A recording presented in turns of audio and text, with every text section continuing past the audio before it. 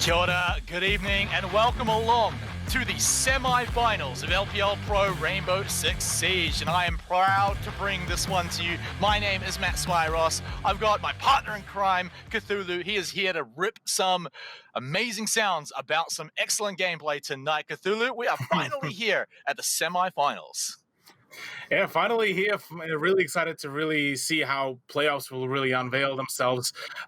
Matchups for tonight are going to be very exciting. But first, though, let's take a look at how things so far solidified themselves after the end of the round robin. Yeah, of course, it was 7 weeks of hard gameplay by the teams, but of course only the top 4 managed to sneak on in, so you're seeing it right here and now. Skyfire, Exto, Ferox, and Bazaar will be the ones competing over the next 2 days to see who's going to meet in the finals next week.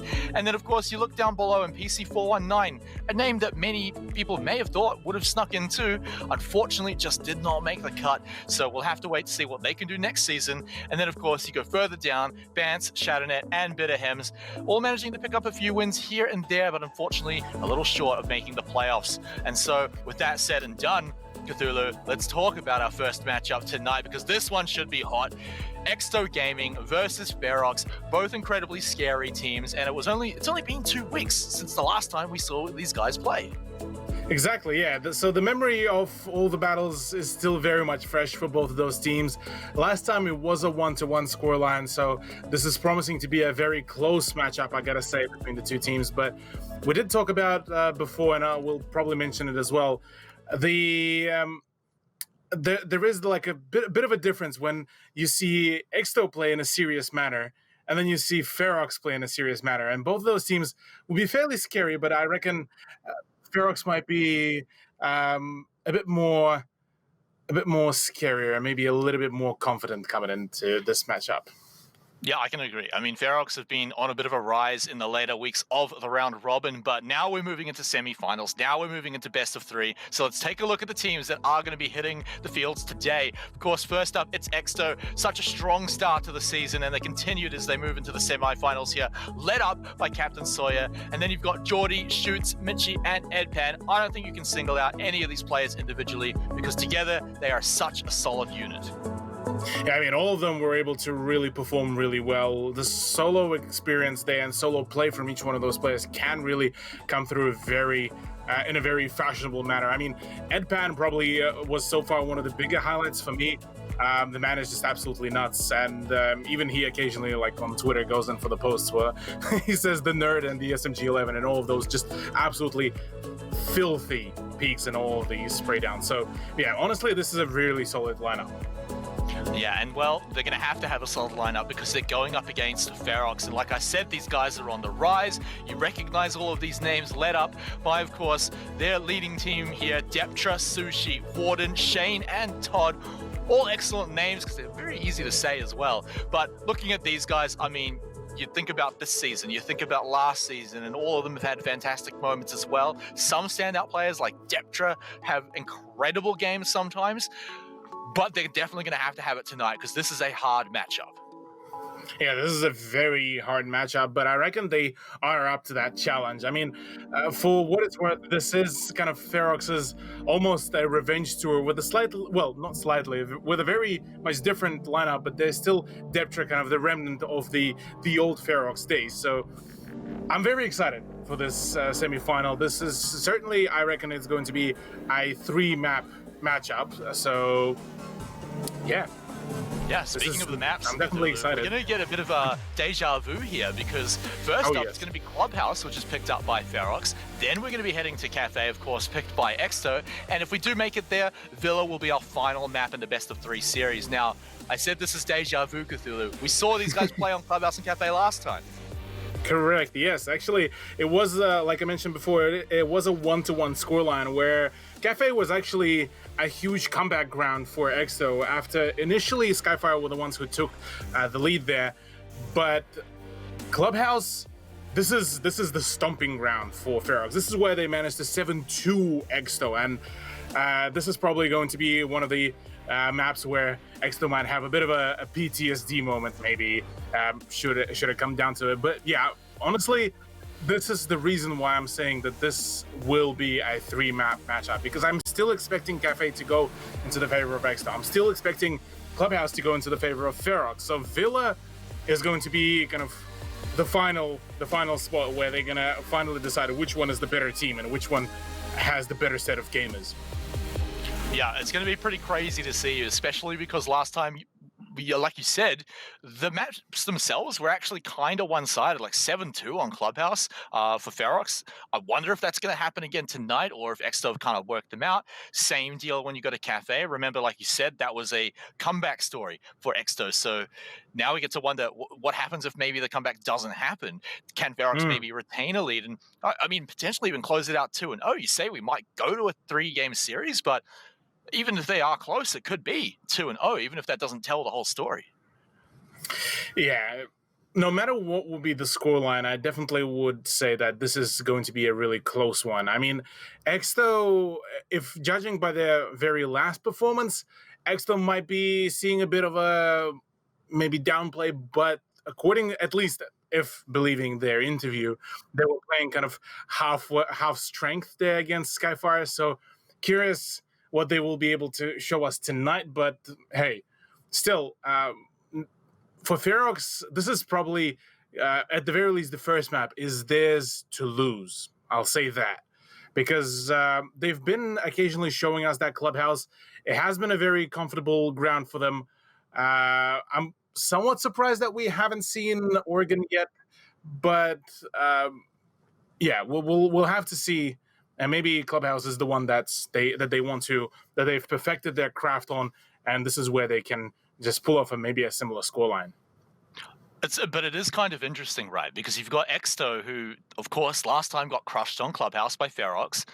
They could have banned it, but they left it open, and now, well, they're happy to come here and play against Ferox, who, it's no surprise that Ferox are happy to pick up Clubhouse, but still left open. So keen to see if this is sort of under the plan for Exto. Maybe they've got something to bring back. They've worked out what happened on Clubhouse last time, and maybe that's what we're going to see here. I mean, Cthulhu, we could see it be Exto to come out with the opening statement here. Maybe they're the ones to pick up a 7-2. I mean, Clubhouse can go so many different ways. It especially depends on the bans as well. We've seen some crazy games simply because of the bans. Things like Thermite and Thatcher just both taken off the table, so you're stuck to Hibana, or just Hibana and Thatcher banned, and then you're stuck with Thermite without a Thatcher.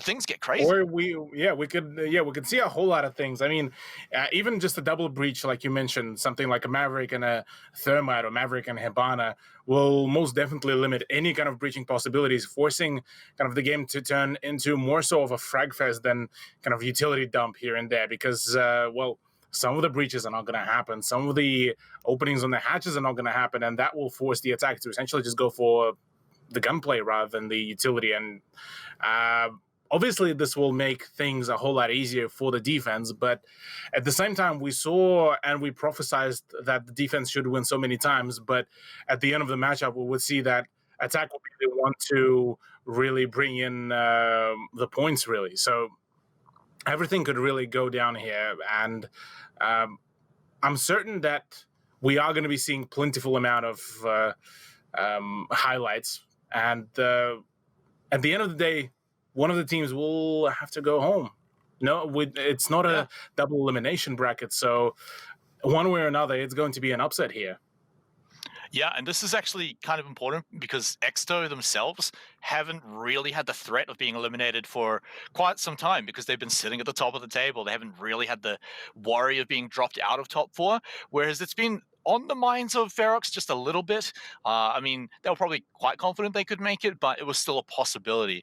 And then Yeah. also, Cthulhu, I want to bring up the last week of matches because, of course, you've got Exto who suffered that 0-2 loss, regardless of whether they claim that they were at half strength or whatever. But then you've also got Ferox who had arguably not a real match. They went a little crazy. It was a bit of a meme fest. They had a lot of fun because there wasn't a lot of stakes on the line. So both teams are arguably coming in kind of cold from last week's results.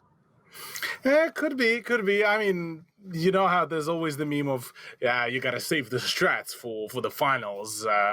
And see if maybe that was one of the ways, or maybe they just wanted to have just a good time, really playing some of the games. Who knows, really? There, because at the end of the day, the only thing that we will hear is what the team reps will tell us. So ultimately, anything could have happened behind the scenes, but here we are, Clubhouse. It's map number 1. That's right, the first map of the semi-finals, the first semi-finals match here, Ferox versus Exto. This one brought to you by WD Black, and we'll be loading into this map just as fast as one of their SSDs, which are, by the way, quite fast, and plenty of space as well.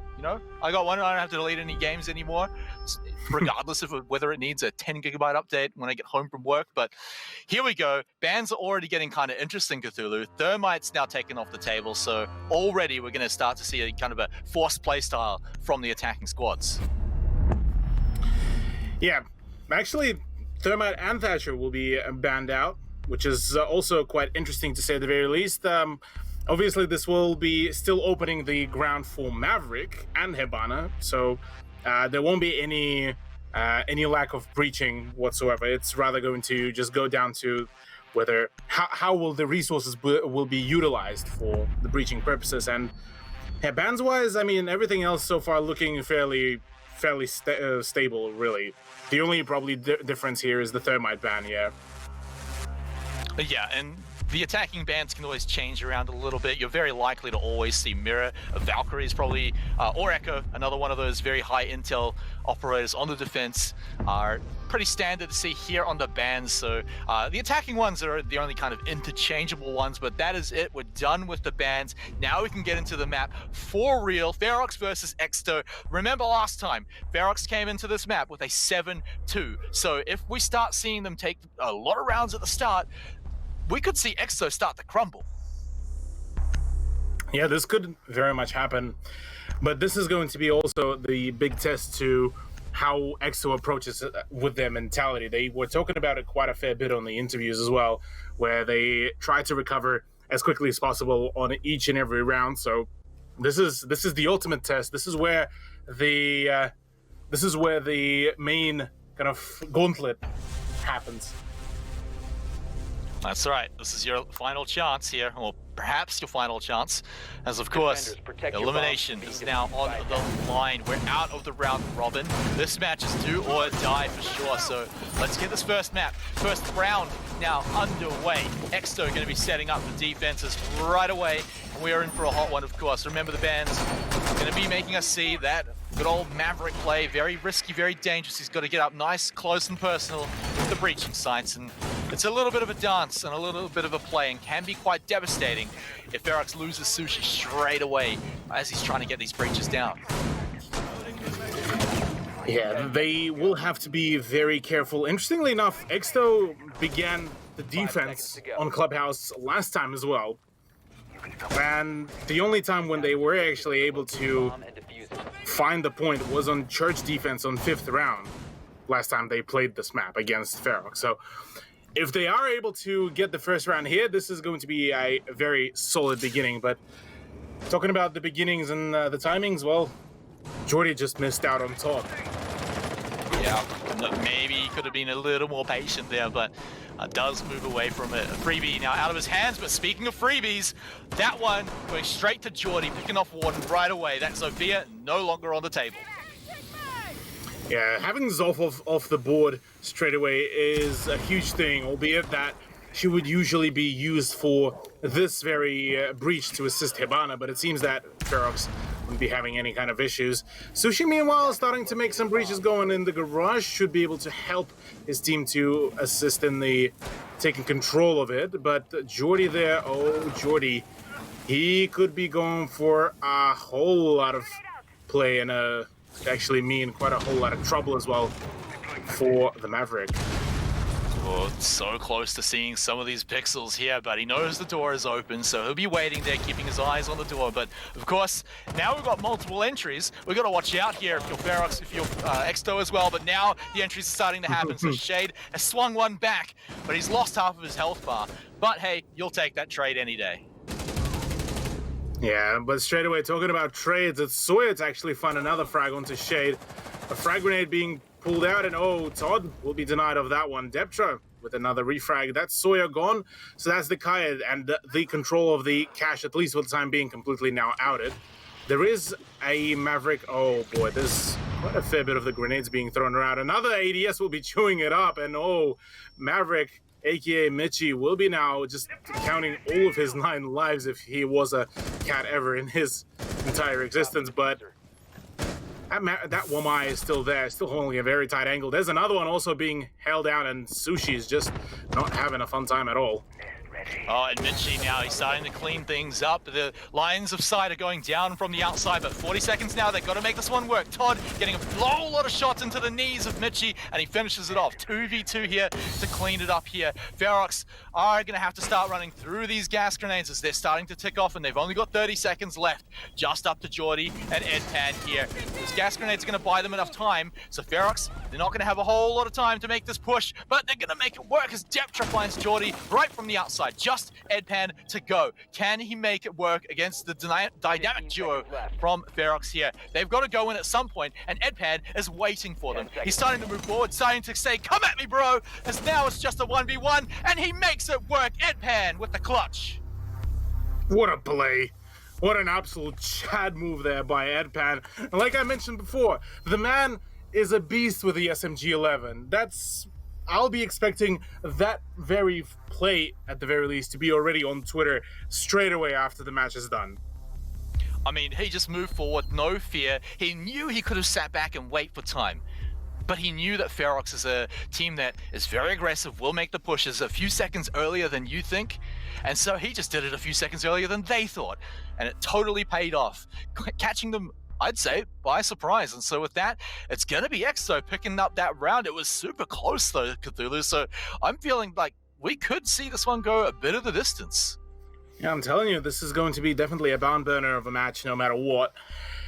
Ferox definitely looking very much ready to even keep adapting. I liked how they nearly made that play and they nearly made that push, but it seems that just Edpan's final kind of aggression was pretty much the downfall of Ferox's attempt, as they were maybe thinking that the remainder of the roster of Exo will just play a bit more passive now that the gas grenades were all done, but instead the man just went for a swing and, well, got rewarded for that aggression.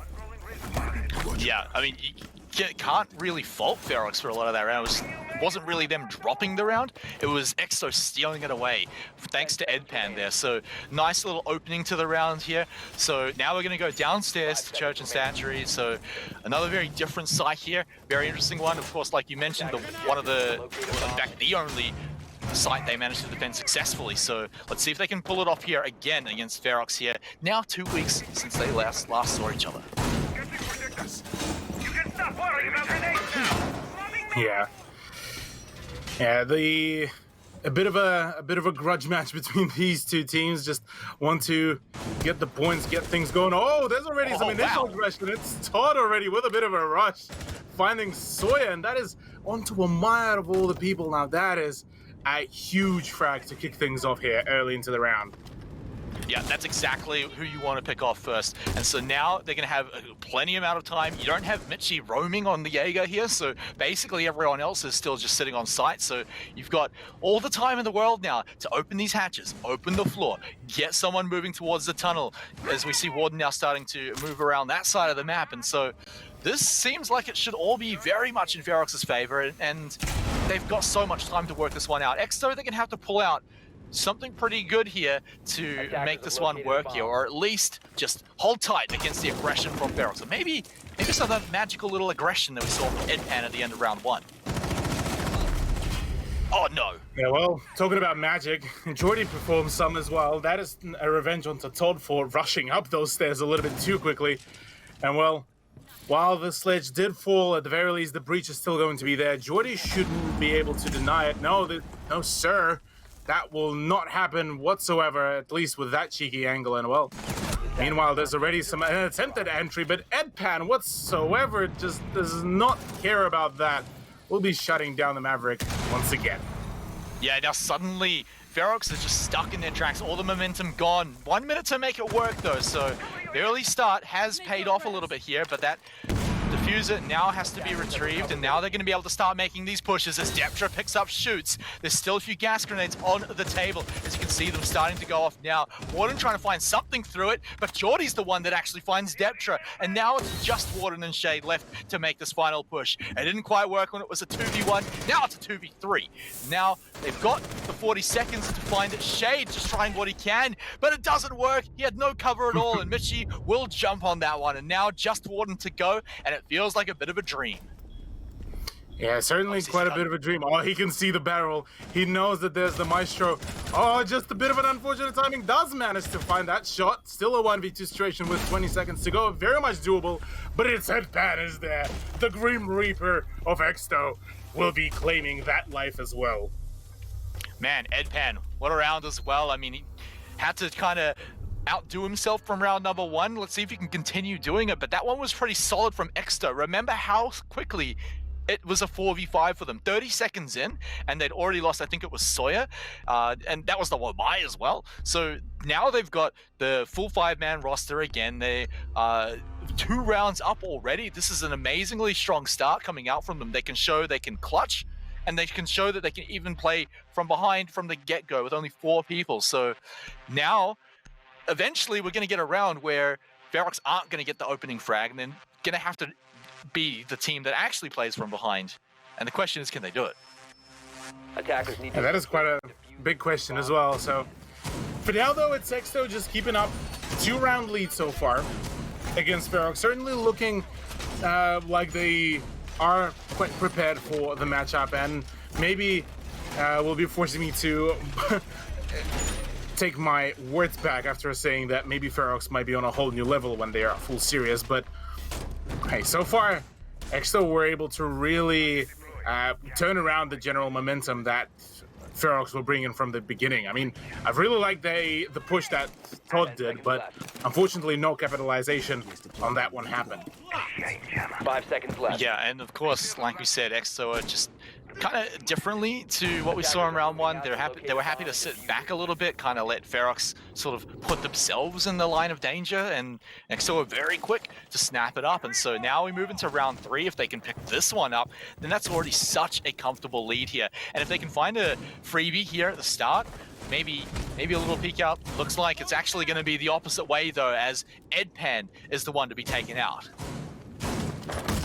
Yeah, now with that Edpan is going out, this is looking like the round that maybe Ferox would be able to claim, because before, Edpan was able to slow down and just completely destroy any kind of push that was happening by Ferox. So this is the chance for Ferox to actually make that move. And maybe the gates of the points will be opened up.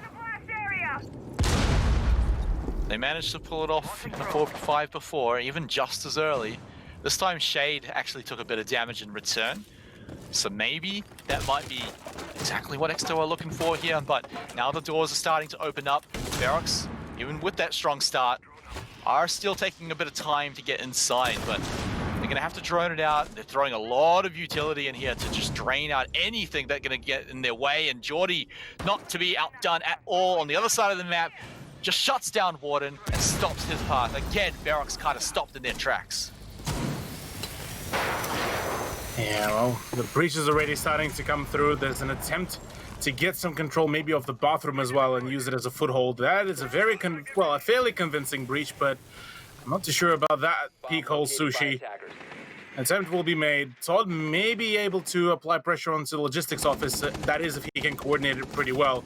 But right now, Shade might be the one to actually try to spearhead the push.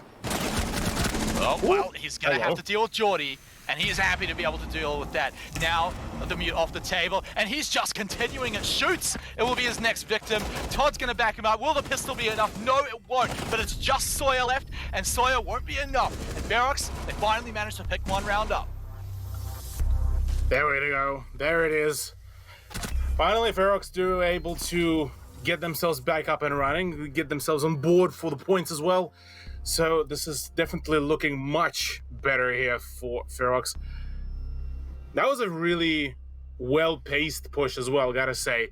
Albeit, the fact that I believe that was Warden who got shut down fairly early into the round at the attempt to get into CCTV was definitely putting the success at a bit of a question mark, but overall, they were able to really make things work there for themselves. Yeah, but Cthulhu, the last 2 rounds in a row, we've seen an opening frag from Ferox, giving themselves a massive advantage from the start. And now that's certainly credit to them to pick up those entry frags, but are they going to be able to do it every round? Maybe if it keeps happening, you know, I'll shut up about it, but it's still a few more rounds to convince me of that just yet here. But glad for them to pick up a round here, but let's see if they can do it in a full 5v5 here as we go back up to CCTV. This one here was actually very close to Ferox last time. They were actually in a 2v1 situation, so if that just goes a little bit differently, maybe they can find it. I'll also want to shout out Mitchie's hold in the garage was massive. He drew so much attention, so much utility, and even managed to pull out, not directly kills, but drawing people up to deal with them, putting them in the line of sight of the rest of Exto. So that was a really strong hold, and it's going to be on Ferox to try and stop that one again. 5 seconds to go.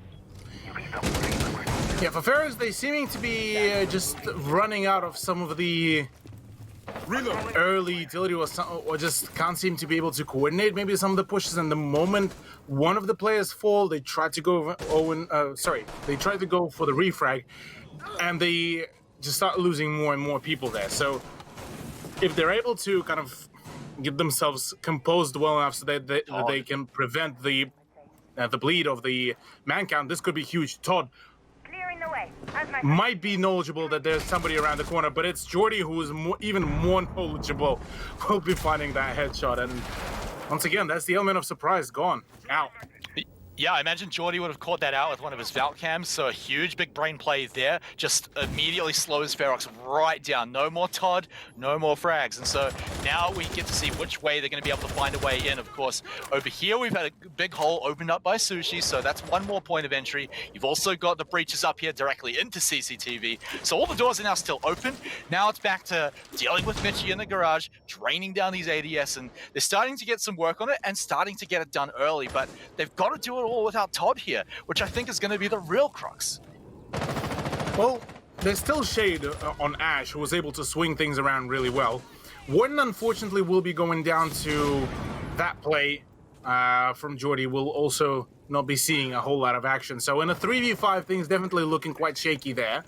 Mitchie is sitting very promisingly here for himself, as he still has one more charge in the ADS, and he still has one more of the Womai charge. So everything is looking quite smooth here for his experience on the catwalk. Meanwhile, it's Ferox duo that will try to get few openings as Deptra just falls down from that catwalk.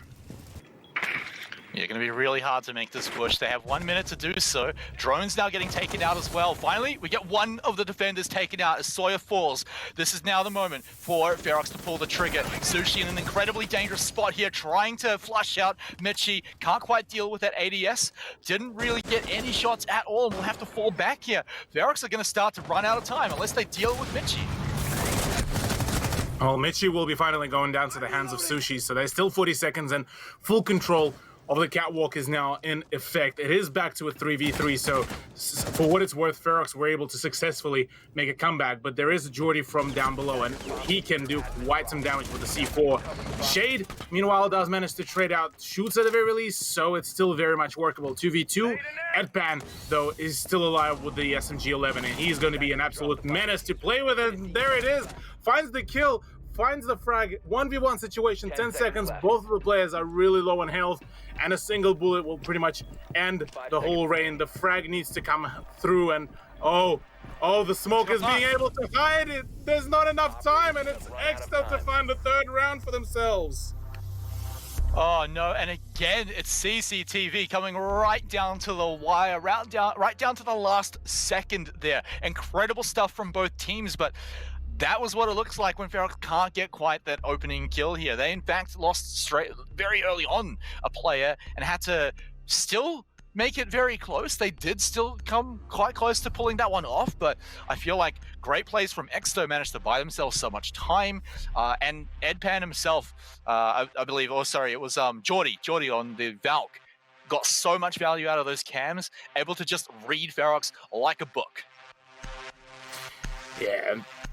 Honestly, the way how Exto seeming to be playing, I like the positioning of their roamers. They always kind of switching things around, so they always making Ferox to kind of question the position of where the roamers are, how would they play, and the funny thing is, Jordy didn't even need to use the C4 because there was already so much time drained. Obviously, he did go down to a gunfight between himself and Deptra, but ultimately, that's all that was needed because by that time, Deptra was trying to essentially find that frag, and he was in a hurry. And Edpan, he just needed to hide, really. All right, and now we get to see Jordy on the Capcan, on the Trap Man, one of my favorite operators because it just adds so much hilarity when those traps are actually triggered here, because it's more about just forgetting that they're there or just not having time to deal with them. And then of course, Ferox, clever team, but we've seen a lot of these matches, just last round, come right down to the wire where they're gonna have to rush, and so anything can happen here. Keen to see if Jordy can find any frags with that. Jordy been having a killer round along with Edpan, so the man's on fire, and has been on fire throughout the season, I might add. I mean, he's had crazy amounts of entry frags, crazy amounts of just like the kill-death ratio compared to even just the second places. He's far away from them. He's been having a killer season. Yeah, absolute unit he is. But here on the church push, Ferox, funnily enough, not going for as much aggression as we saw them first time when they approached church. So curious how will this be played out. No roam whatsoever also. So interesting where those where those Capcan traps were also positioned by Jordy, because he could actually turn a few gunfights around if he's able to line them up. Another frag grenade to come through. Oh no, that's one. No, that is not the play. Nice shot from Jordy, and oh, that is unfortunate there. Oh no, that was one of those moments. I saw it like a second before it happened. I thought, no way he pops his head up in time. And just to rub some salt in the wound, Jordy continues it with a C4 kill onto Shade. Ferox are going to have to pull out something incredible here to get a win. They got plenty of breach, but it's going to be Warden to find a lot of these frags here. A minute 20 to get this 3v5. Yeah, with so many angles now to contest for the remaining two now. Certainly things are looking quite shaky here. Exto are bound to pretty much at this point take the point here, but Deptra might try to get a few exit frags here, albeit that caught in the crossfire will be seeing himself down, but there's still Warden. I talked before the broadcast that he can be an absolute unit once he goes hard. Some of the frags, but running into the Capcan trap is not the play here. 1v2 situation though, does find the shot onto Sawyer, shoots, is downed as well. It's all down to Jordy out of all the people, and all this good. This is very much workable here for Warden, but same goes for Jordy. Capcan, full health as well, so full health against 50 health, but still has an ACOG. Yeah, and you got to watch out. No rushing here because those cap can traps could be incredibly dangerous. He's going to have to go through a lot of these breaching holes, only 20 seconds. So he's got to get this frag basically immediately here. He's coming in at a health disadvantage as well. No utility to Oh, he does. But he doesn't need it. Warden. Oh my lord. The moment I start writing off Ferox, they just go for the comeback there and just come out victorious. Like I said, Warden is nuts. Do not write this man's off.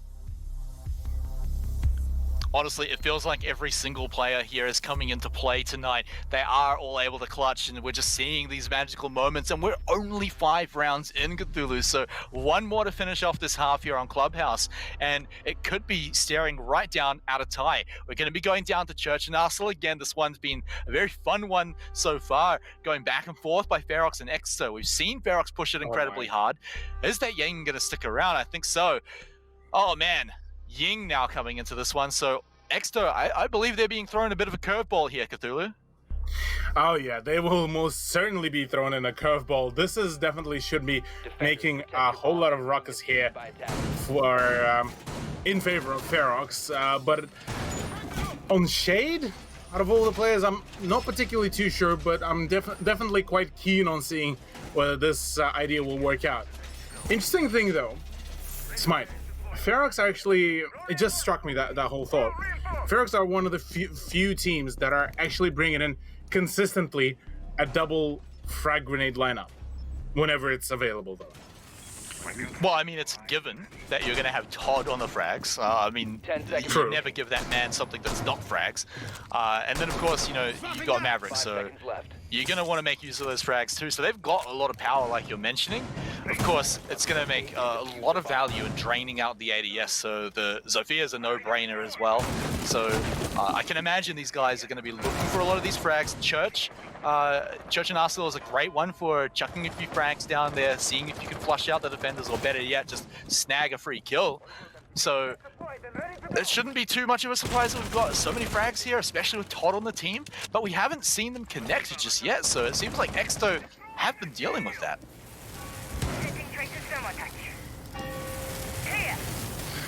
Yeah, we'll want to see whether there's going to be any adaptations. Oh, Sawyer. He's spotted as well by the drone, I'm pretty sure. Drone is there watching him. There's the full call out as well on the position, but at the very least there's going to be the magnet to be able to maybe slow down the approach. Interestingly enough, Sushi is not going to bother at least yet to go in for the peak, so at least for the time being, Ferox are going to play a very reserved kind of gameplay. Oh, Geordie, he's going to be feeling that one tomorrow. Shot right to the back, but at least he's managed to wobble away. Is that the leg? Oh, I thought wasn't he, yeah. He'll find that. Yeah, first frag going to now come out, but still doesn't quite find anyone, so it's going to be Exo still just sitting back down on the site now with pretty much every entry now open, and the first frag now coming out onto Geordie. Deptra finding that one. This is going to be the next push. Sawyer is holding a non-existent push at the moment, but of course we might see Sushi go in there later. Next frag to come out. It's just going to blow up a wall, and with that, no more kills are coming from them. These ones, though, now starting to come down. Here comes Shade. Let's see what he can find. Everyone blind, but not Shade, or maybe a little bit. And now he does not find anyone. He does, as Shoots turns the corner to chuck something and doesn't find it at all. It's now Shade. Unfortunately, does not find that next one. 3v3 here, Cthulhu. Sawyer, I was going to say he held the tunnel, but he turned around at a bad time as he falls. Just Menchie and Edpan. 1 minute and 3 gas grenades. Interestingly enough, Edpan was still expecting that there will be a drop, but already everyone's already on site, apart from Sushi, actually, as he withdraws his position from the tunnel and will be dropping down through the locus hatch. And well, a rotation from Edpan, rather, whilst the plant is going down, could actually get the upper ground here right onto the attackers and could actually catch them off guard. In a 1v3 situation, things might be looking a little bit dicey. Finds one, that's Deptra. 1v2 with the timer now ticking against Exto.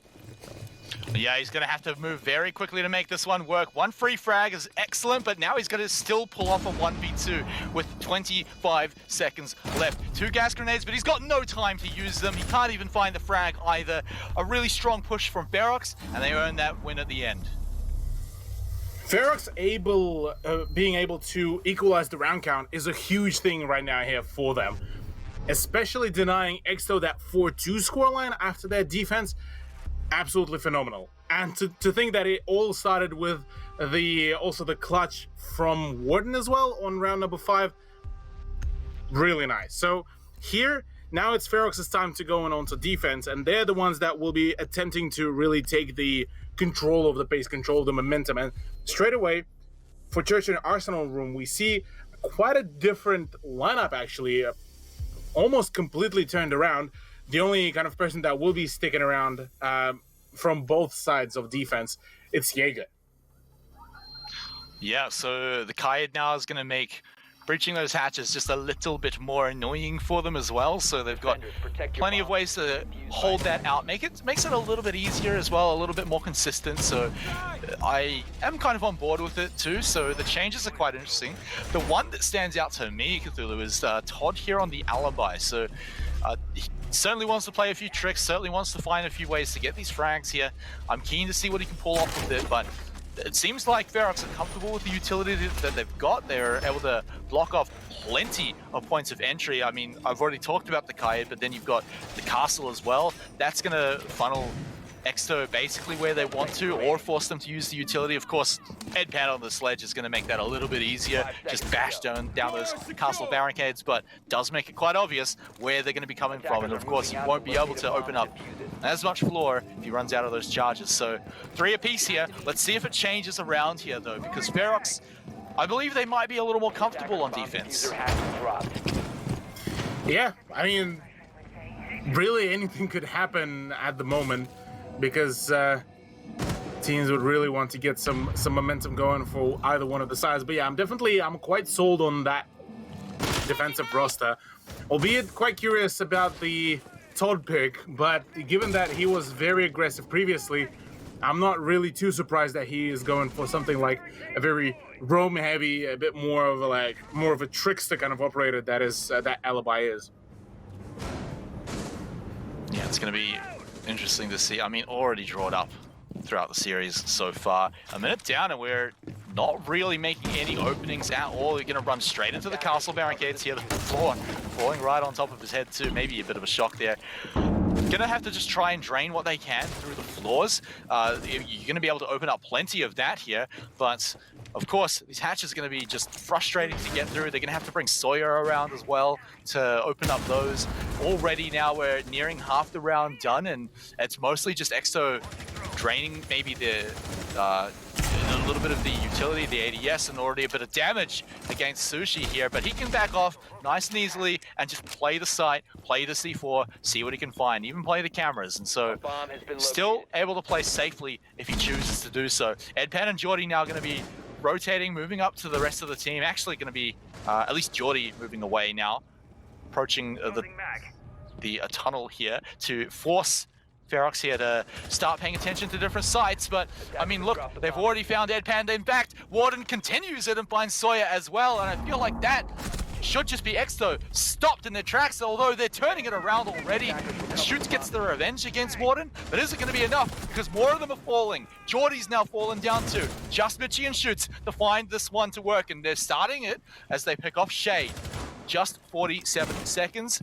Ferox, they just need to hold it out a little bit longer here as the final push about to come out. Shoots balls very quickly, finding nobody. Just Mitchie left, and he bashes through the castle barricade to finish the round in style.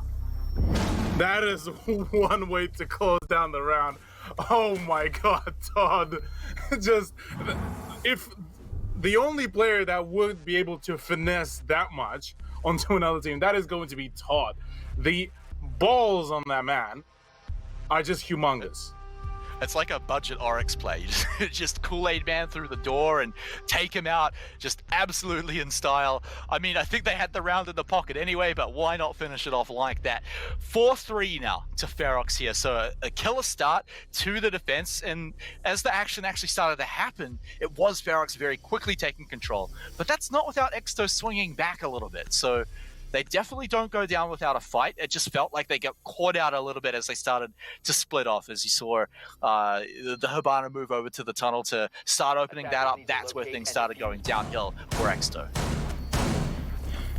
Yeah, it still feels like Exto are ready to they're still able to show their kind of adaptability there, but obviously Ferox seem to have had kind of their own plan of just denying each and everything. And I like the way how they utilize the castle, because the moment we always took a look at what was the Sophia doing, what was pretty much anyone else doing, it was always that castle barricade preventing a very wide angle to be opened up. And I believe by that point, Michi on the Sophia was pretty much all out of his impact charges. So I'm loving what Ferox are doing with the castle. Although I am curious how would Exto attempt to approach this, but thank you, Sky. That wall in the construction, that is going to be a massive hindrance there. Well, I mean, what do you reckon's going on here? Is this an oversight coming out from Ferox? Surely they don't just get a wall. Now, I get a feeling that this is essentially Ferox's way of just trying to play a very turtle-like strat, because so they are going to be giving away a little bit more of the ground to the offense, or at the very least making it a whole lot easier to take it. But the moment offense are going to try to make an entrance right onto site, this is where the crossfires are going to start playing in, and this is where Pulse's position is going to be extremely crucial, because this is where he will be able to add another layer to the crossfire, whereas usually you would see it just on the same floor. This is going to be from below as well, with the addition of the C4s. All right, well, now it's going to be on Exo to deal with the strategy here coming out from Ferox. Breach is now starting to open it up. Jordy's got his line of sight in if he dares peek against Warden, which is a dangerous thing to do, one might add. They've also got control of the window side here. That alibi hologram going to be super duper useful here. It's kind of blocking a whole lot of line of sight and attention as well. And so, one hole made already, but only a little bit of damage so far onto the attackers. By attackers. Man, talking about the damage, Shade just cops a fair bit of that. And oh, well, there's the breach actually coming through. No contention, actually, given that Sawyer was fairly low on health and actually able to shut down Todd as well, who was trying to go in for the run out. So right now, Ferox are looking a little bit shaky on their CCTV defense, and definitely that turtle strat is seeming to be all falling apart. They've given away just a little bit too much of the ground, and right now they are paying for that. Oh, it just fragged underneath his feet as Warden falls now. We only have a few defenders remaining here. Deptra and Sushi, and about 10% of Shade on it with that amount of health. Of course, Sawyer's on death's door. Oh, Deptra, can he find it through here? Sawyer falls in the background. He's rushing out. He doesn't find it just yet, but he's got to turn the corner. But it was a mistake as Edpan was waiting. And now they've got so much time to finish this one off here. It's going to have to be on Ferox to make the aggressive plays. And Shade, well, he's definitely well versed in that as he turns the corner, but it's straight into the death. And so he falls now, and it's just Sushi. Sushi the trickster here on Alibi, but with the plant down, he's got to rush. That is too big a risk here. Exto tied up. And once again, we're back to a 4-piece here between the two teams. Exto definitely able to really play it out. Thank you. That was a really nice smiley face, by the way. But yeah, they were able to properly read into what Ferox trying to do, emphasize of that, went for the push into that construction site, and were able to get that open pretty much straight away. And from there on, you could see all those cracks in the defense that Ferox had. They were just all widening by each and every second, and they were not really doing a whole lot about them. They were not making a whole lot of rotations. The roam was very much kind of disconnected from each one another, and it almost just pretty much went down to all separated 1v1s in 5 different situations. Well, now we move over to the Jibbin bedroom as we're going to get another shot here at Ferox, trying to get a bit of defense going here. Kind of just let Exto roll over them throughout the last round here. There was some swing backs, but of course, like you mentioned, just too many points of contention here as Exto opened up pretty much everything here to get into the site. So let's see if Ferox can pull this one off again. Shade has been an aggressive player so far, but starting to slip as the rounds here continue here, as he's still looking to find his Valk cam spots here. I wonder again if we're going to see any kind of outside Valk play. We're going to get a cam thrown out, and if there's going to be any aggression thrown off of it. There was huge amounts of examples of Jordy doing that in at least one of the rounds when Exto were on defense. So I'd like to see if Ferox can utilize that a little bit. there were so many freebie kills when it was Ferox on attack. Entry frags very, very soon after the round started, but we're not really seeing that now that it's Exto on attack. The Exo on attack are just playing a very well-paced, very methodical siege. Just as I say that, it's the early frag. Onto Deptro out of all the players. Funnily enough, Deptro was trying to peek the very same angle the moment we saw the beginning of the second half. And, well, this time he got punished pretty quickly by Edpan. I'm not too sure what was the idea with that, given that, well, TCSG is not as stable as, say, the L86. But thankfully, at least for Ferox, it's Sushi who was able to find a refrag, and that is a very good one as well, because that is Jordy, that is Ibana minus out, and that's the diffuser drop, so extra time will be wasted to recover that diffuser as well. Attackers have recovered. Yeah, they're gonna have to move pretty far around there to grab that one. Luckily, Edpan and Sawyer can just sit back doing their job, but oh no, Edpan falls as well. And now with that is such a disaster. Yeah, that is now definitely a disaster. The big carry as well now gone off board. No more frag grenades, well, at least from Sledge. And, well, now it's down to Sawyer to actually do that kind of that double job, which is definitely going to be now quite a challenge, given that Shoots is very much away from the team, but we'll be able to find that. Oh, wait, no! You won't be able to find it. Jade is just running away and dodging the bullet. I'm not too sure if Shoots was maybe just sleeping on job. How did no one take any damage in that? That was ridiculous. He literally turned around, turned tail, but I mean, hey, look, both of them live, so I guess peace was an option after all, and so now we're going to move towards the final stage of the round, and Exto Gaming have been quite gutted throughout their attacks so far. They don't have many members left. It's really just Sawyer to open up any final doors. Luckily, most of the breaches have been done, but they just haven't been able to step inside safely. And in fact, they've been standing out on the balcony and just been taken out. So it feels like Exto have been under fire before they've even made it inside. And so a few of the frags going to come out here. Still, it's just going to be the Vulcan shield. And unless you consider that a life, well, they're still not finding anything just yet. 40 seconds Cthulhu for them to make the push. And they've just lost Sawyer. They've got to go in now. Yeah, Shoots might actually be able to find an opening here, but the moment he revealed his position, now Todd is going to be on the hunt. He'll be trying to maybe find a few openings here and there, but right now this is even more time being drained. Todd just gets that, Sushi just gets that kill, and now that's it. That's pretty much, well, unless Michi gets a 4K, I don't see Exto winning this out in any shape or form. There it is, there's that swing, and that's pretty much the quick closure, and that is now finally Todd actually finding the frag as well. So 5-4 scoreline. We still only 1 point different between the two teams, and oh man, I'm still shocked that not a single person, neither one of the parties lost that peak when Shoots and I believe that was a Warden or no, Shade, pardon, just didn't take any damage. He fully looked at him and then just turned 180 and just sprinted off. I wonder if maybe there was just a bit of a blind spot or something like that, or maybe valuing his life over maybe getting a frag. But I mean, regardless, it worked out for him. Of course, he managed to get out of there, keep his life, and have nothing really go wrong here. Oryx now going to be thrown into the mix here. So I think yet again we're getting a bit of a curveball being thrown into this round here. I mean, what do you make of Oryx here on Clubhouse, especially on Church and Statuary here? Church Armory, or Church and Arsenal, yeah.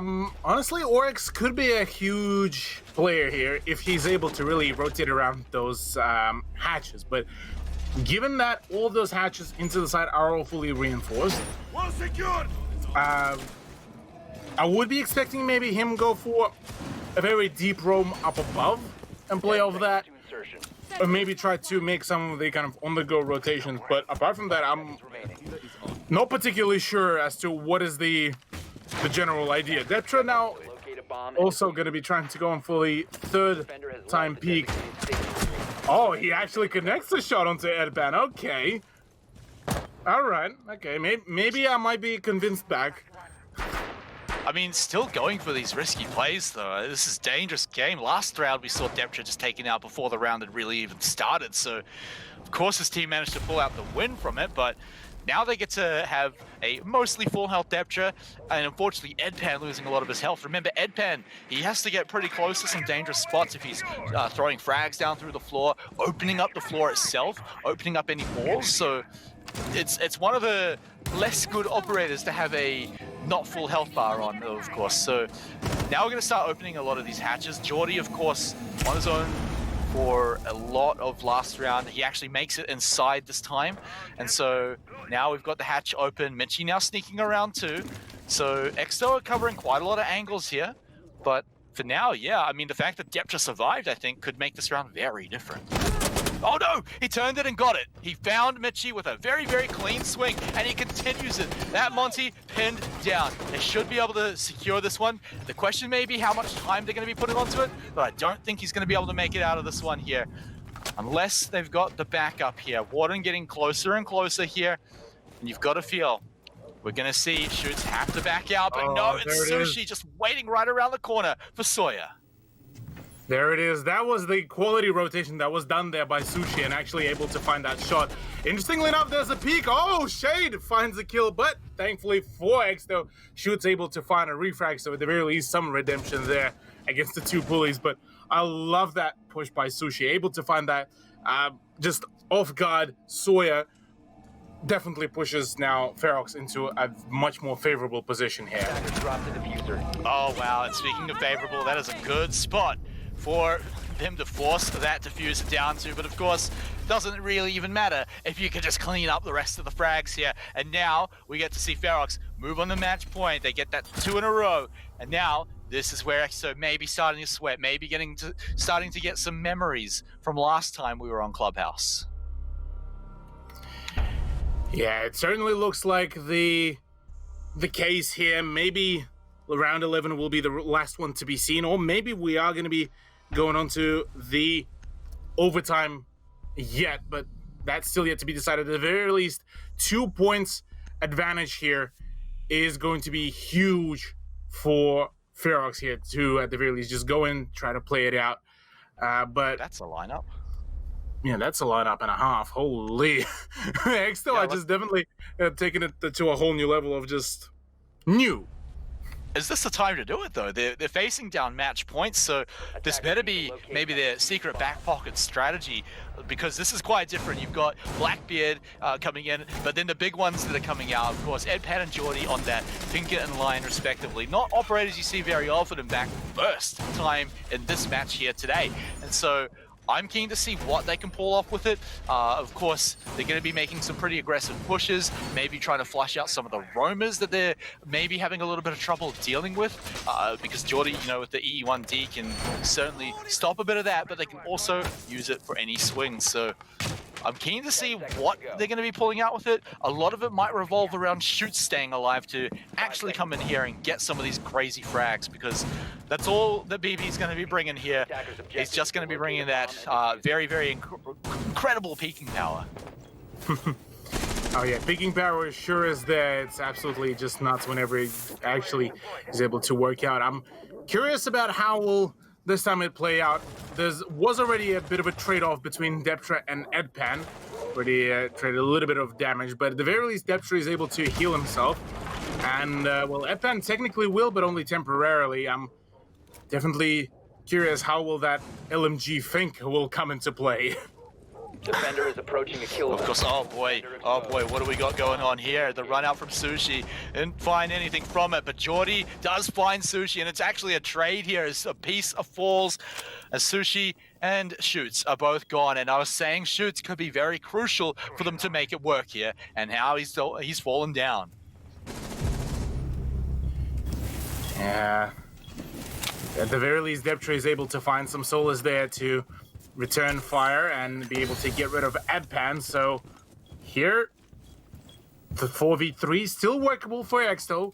I'm not going to be outing either one of them, but with the fact that Edpan is out, things might be looking a little bit sketchy. Soy is still able to make some of the breaches going, and we might be seeing a bit of a change in the pace, but oh, that is a naughty angle that Deptra is setting up and might be actually finding one of the players on one of the peaks. There's some damage being dealt, but Deptra instead will be the one to be down through that hole, and well, it's Mitchie to even out the man count.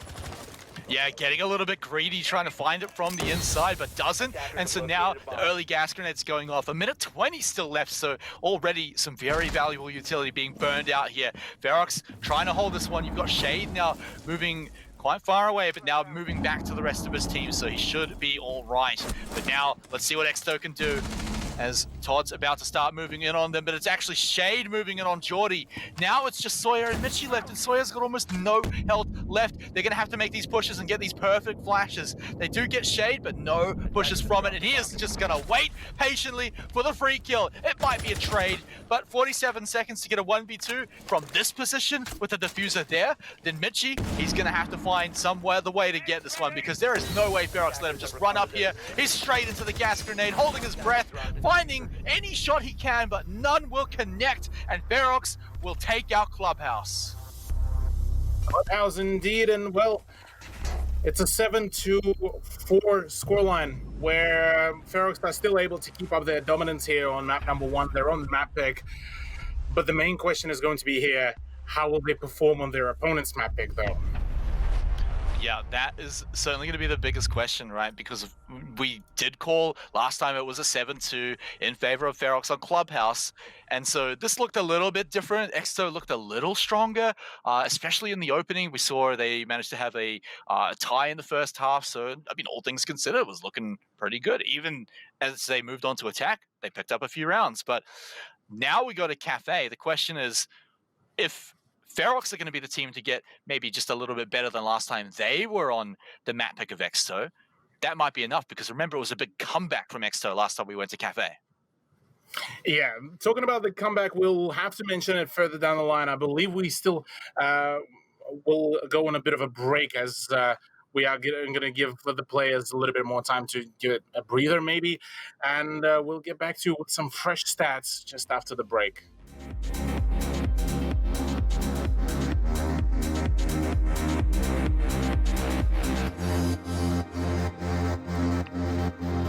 And we return as we are one game into the first semi-finals. It's Ferox versus Exto, and Ferox managed to steal away game number 1 on Clubhouse. They've got one more to win before they put themselves right into the grand final, but Exto are looking to come back here on map number 2. Cthulhu, we're going to Cafe, and they're going to have a chance to tie up the series and send us to game 3. Yeah, this is definitely looking like this might be Exto's map to take, and I'm genuinely quite curious to see how will this be performed, how will it really unveil itself, and maybe they will be able to take the big dub here. Interestingly enough, Ferox were starting on defense previously as well on their last attempt to play Cafe against Exto. Were able to get most of their points on the first half, but the moment it came down to Exto's defense, this is where they were able to completely flawless Ferox lineup. So this is where, for Ferox, this is going to be their proving ground, whether they can actually get the good attack going for themselves, and then from there on, just essentially snowball maybe into their 2-0. Yeah, and it does feel like both teams are showing up tonight. We did have a little bit of a chat about that before the show. Which team is going to take the win here would likely be just who's showing up full force, but it does feel like we're seeing the big strengths from both sides here. And that is fantastic to see, because like I said, it's the individual players as well that really make up a lot of these teams. But as we head to Cafe Dostoyevsky, this is going to be the fun one, like you mentioned, because while last time we saw these teams play, the Clubhouse map wasn't super close, very one-sided to Ferox. Bit of a different story, as we just saw. I mean, it was still Ferox to take the win, but it was a 7-4 instead. So a little better for Exto. But now we're asking, can Ferox be better enough to change the result of the last time we saw Cafe? Look, as long as they don't let Exto flawless them on Exto's defense, I'm gonna already call it an improvement. But we haven't actually talked about what's happening on the ban phase here, Smite, because Sledge has been banned out, and it's not Sledge that Exto banned, it was Sledge that Ferox banned. Out of all the people, and Mute actually to top it all off. Oh my, SAS are not having a fun time. Yeah, well, I mean, this is going to be quite a different one. I mean, two very mainstay operators now just not available. So it's going to be real crazy to see. Of course, Todd not going to be on his favored sledge throughout the rounds. And like you said, pretty interesting that it was them to ban it out too. So we could be seeing a very wildly different cafe to what we normally do just because of a few of those bans. Of course, you've also got to remember that it opens up a few different operators as well. Things like Valkyrie are going to be able to slip through, which, looking at the operators so far, is really the only one I'd say would likely be banned. Maybe Nomad would be the other one. Sees quite a few bans when we hit to Cafe as well. So operators we don't normally see the light of day get to show up too. Hey, talking about the operators that we quite rarely see, we actually just spotted Todd playing on Warden. Out of all the operators for this very side, I actually think that Warden could be a really good idea, given that a fair bit of smokes can be denied straight away. Flashbangs will pretty much are going to be negligible here, so Exto might be having a little bit of trouble trying to deal with the Warden, especially behind the pixel angle. Yeah, and it's going to be interesting because Todd's quite an aggressive player, but with Warden, the playstyle can be revolving around, like you said, just holding an angle, particularly the pixel angles, getting the smoke down, and just being very, very patient, which is, you know, something we know Todd can do, but it may not be as signature as before. But I'm keen to see what this one's going to look like. It's already shaping up to be a bit of a different one here, with some real fun ones coming in. Ferox now going to be opening up on defense. We saw a lot of peaks coming out on Clubhouse from this man here, Deptra, found a lot of them. Some went well, some didn't so much, but when you're on dock, well, you can mitigate a lot of the risk. Yeah, usually that's the case there, but hey, we'll have to find out how it'll work. Jordy on rappel into the piano room could actually make him a fair few peeks, and does actually spot that hologram, so we'll be able to get himself spotted. Sushi, oh, Sushi, trying to get extra aggressive and emphasize off that hologram, but unfortunately, instead, will be just granting himself just a little bit of damage and actually finding his own demise here. Yeah, it really feels like it was the alibi that had their location revealed a little bit. Sushi just pinned it down, and now already we're looking at a 4v5 quite early on into the round too. So Exto have plenty of opportunities to plan this one out and just move forward. You can see they're already flushing Warden and Deptra back quite far, and the shots are coming out as Shade falls as well. And this one is looking like a very strong start from Exto so far. Now they just have to get out the broom, clean up the rest, because it's just 3 people left. The smart glass is going to be activated here by Todd, but is he going to find anyone? Impossible to flash with no smokes. The first drone comes out, and that flash, oh man, if only the batteries lasted a little bit longer, he would have been fine with that one. Knocked on his feet too. How is this man not pushed out of oblivion yet, as he still manages to hold the angle? He's still going for these peaks here. He needs to find one of these shots because he's taking them back. And now he goes for the swing, and it's just going to be a trade there as they get one apiece, but that is certainly going to favor Exto because they've got more members, and now falling just one more member left is Warden, who literally just fell here. But let's see if he can find this magical little 1v3 here as he goes for the swing, but no, it's not going to be enough to open it up. Exto win round 1 on Cafe. Exto were absolutely unrelenting there on round number 1, being able to take each and every angle step by step, being able to take out any opposition and play off the aggression that Ferox were trying to introduce into the round was absolutely phenomenal. If they are able to keep this up, Cafe is going to be a very quick run for them as well. Yeah, the round was super quick. I think that's the big thing to say about it. They pushed incredibly hard. I mean, catching several members of Ferox basically on the retreat instead. And you know, Mitchie does bring up a pretty good point. The Warden on Warden is going to be a little confusing, maybe not for the players, or actually imagine the call outs. I guess you don't call out the player names kind of as casters do, but yeah, we got to worry about that a little bit here. But it's always a little bit of fun. I'm enjoying how we don't get too confused by it though, but Yeah, a little unsuccessful there by Ferox. I think they just got pushed out too hard by Exto. So they should have a good feeling, at least now, of how Exto are looking to play Cafe. So maybe they'll be able to read them a little bit better. Remember, we saw Sushi pinned down right from the get-go, so maybe if you can survive a situation like that, could be a different story, Cthulhu. Yeah, that's definitely going to be quite a question here. Obviously, he already switched off from one Italian operator to another. And having Maestro is definitely going to be a bit more, what should we call it, conventional here for the lineup and for the way how they're planning to hold the bar and cocktail. So, curious how will he perform. I am, though, still questioning the choice of Todd with the Warden pick, but maybe there's a hidden plan. Maybe there's a hidden strat somewhere around there. Yeah, the Smart Glass is not really finding too much value in the last round either, and well, we saw how his peaks went as well, so maybe there is something else. Maybe it's just a matter of being a little more successful in the execution throughout a few of these ones, but as we can see here, of course, Sushi not on the alibi right by the window, so this time he's going to be basically the opposite. The Maestro hanging nice and far back, chilling out on the cams, and so he's going to be able to keep his life here.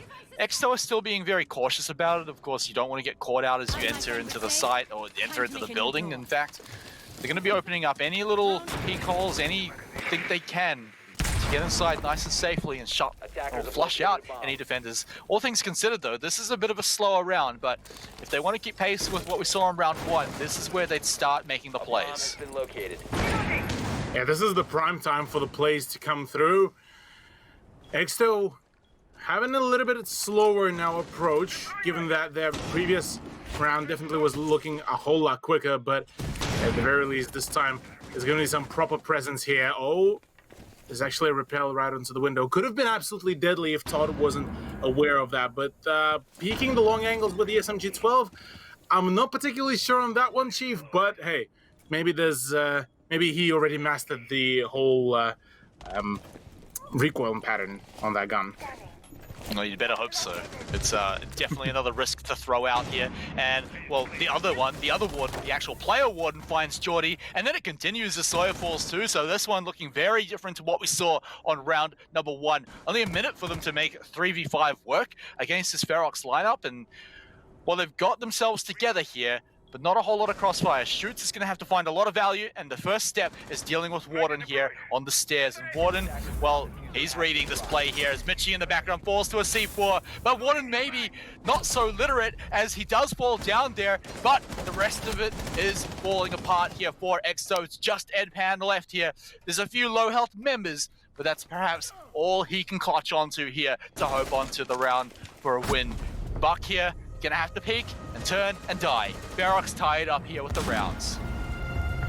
At this time, the moment Ferox stopped essentially messing about with some of the plays, some of the rather cheekier roams, they were able to absolutely stomp any attempts of Exto to really grab themselves the win. So this is a solid beginning here for them, but they're not out of this yet. They still need to find plentiful amount of engagements. They still need to find plentiful amount of round wins, and this is what's going to be essentially giving them that initial momentum, if they're able to emphasize of that. There it is. All right, so now, once more, we're getting another tight map here on Cafe, but like you mentioned, it could be all about when we see Exto on defense. So if you are, well, if you're a fan of either team, you're really holding your breath until we move over to that half of the round here. But getting a strong start here on attack could just set them up for such an incredible, smooth win here if their defense is going to be up to par. But for now, let's stick to the attack. Again, we're getting a few operator swaps around. Todd's going to still be sticking on that Warden, but now we're introducing Echo into the mix here.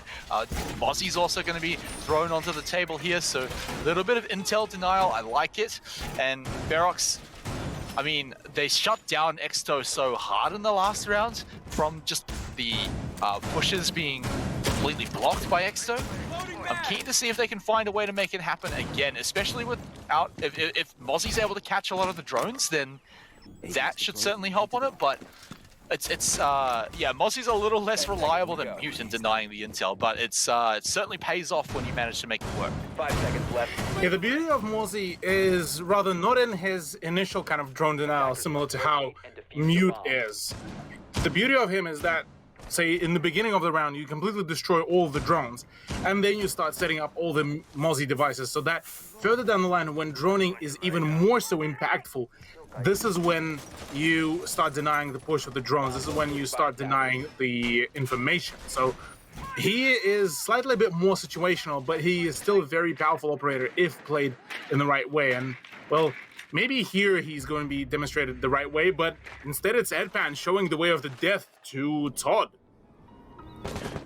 Yeah, so now, very quickly indeed, just about 30 seconds into the round, we get a 5v4 again. So it looks like this one could be swinging back towards Exto's favor. And, well, I feel very comfortable in saying that because Shade has fallen also now. This should be a pretty quick now push from Exto to finish it off here. But, of course, they don't want to slip up, make any mistakes here. A clutch play could certainly happen, and we've seen it from Ferox before. So they'll have to just continue to play strong. Of course, Jordy on almost no health, but so is Sushi, as he is under fire from the outside. He's still trying to hold this angle down. Too many openings for him to keep his eyes on. Doesn't have a lot of teammates to rely on all these crossfires, and you can see him flicking back and forth between all the different parts. And so the flash is now out. Are we going to see the push from Exto, or are they going to hold the line? You can see, still sitting at the window. Actually, he's gone through. Edpan slaughters through the rest of Ferox right now. Just Warden and Deptra left to pull out a magical play. Yeah, and even Warden will not be able to stand the whole onslaught. It is a 1v5 situation for Deptra. Man will need to ace if he wants to keep his team in play here, at least for this round, but already reveals his position, and now Exto will know exactly where the Mozzie is. We'll be trying to go in for the push, maybe ready plenty of pre-fires, a C4 maybe to be used, a few exit frags could be made here, but even that is not going to be happening. It is a flawless round for Exto. It was from the get-go, like I said, that early kill onto Warden, Todd on Warden, was really great for setting them up here. Of course, that was only 30 seconds in. They very quickly continue the kills as well. So very quick, smooth, easy round there, I've got to say, from Exto. Never felt like it was out of their control at all, but you can imagine that we might see Ferox playing a little more defensively. And, I mean, Cthulhu, this Warden pick is going to stick around here. Todd has found a little bit of value on it, but for the most of the rounds here throughout, 2 of the 3 rounds, he has been pinned down and, in fact, picked off quite early. Yeah, I'm genuinely still questioning that choice. I'll definitely have a fair few questions to Ferox about that decision, about the Warden pick, because, yeah, this is certainly not really working out at all, and I'm not too sure whether it will continue working out further down the line. Last time it was Ferox's attempt to get the point advantage in on the first half when they were defending. Here, if they continue doing the same thing over and over again and hoping that it'll work out, I'll be honest, I won't be too hopeful about their scoreline at the end of the first half. And they got so much momentum as well, coming in from map number 1. They had a pretty solid win on Clubhouse. It does feel like they're being stopped a little bit in their tracks here. Of course, we'll probably need a few more rounds to really tell if that's going to be the case here. But, I mean, after the last few, Exto have been, at least the ones they've won, have looked very solidly in the lead for a good majority of it. They're also sticking to quite conventional operators here. I mean, yeah, Nomad, you don't see it a lot, but mostly because it's banned. And so they're very comfortable on their operator lineup. They're doing something they've likely practiced quite a lot here. And so question is, I mean, I'm sure Ferox have practiced with this lineup here, but I'm keen to see what the value they're finding from it. And so, of course, Todd being taken out pretty early on means that maybe you can find some value if you can survive throughout the round, but that's going to be the first step. Yeah, surviving is definitely a much needed thing. So many flashbangs actually already being thrown around here at Ferox, and well, to no avail just yet. It's essentially just Exto's way of trying to poke around, see if they can find a pressure point, but instead it's Warden that finds the first frag. That is Jordy, actually. That is the Zofia of Warden. So way less of the remote breaching is going to be done with those impact grenades, or disruption rather, with the concussion ones. And interestingly enough, it's a duo of Ferox actually playing down on side. The remainder is still up on the top floor trying to deny any kind of roam clear, and that is a solid actually setup that we are seeing so far from the defense.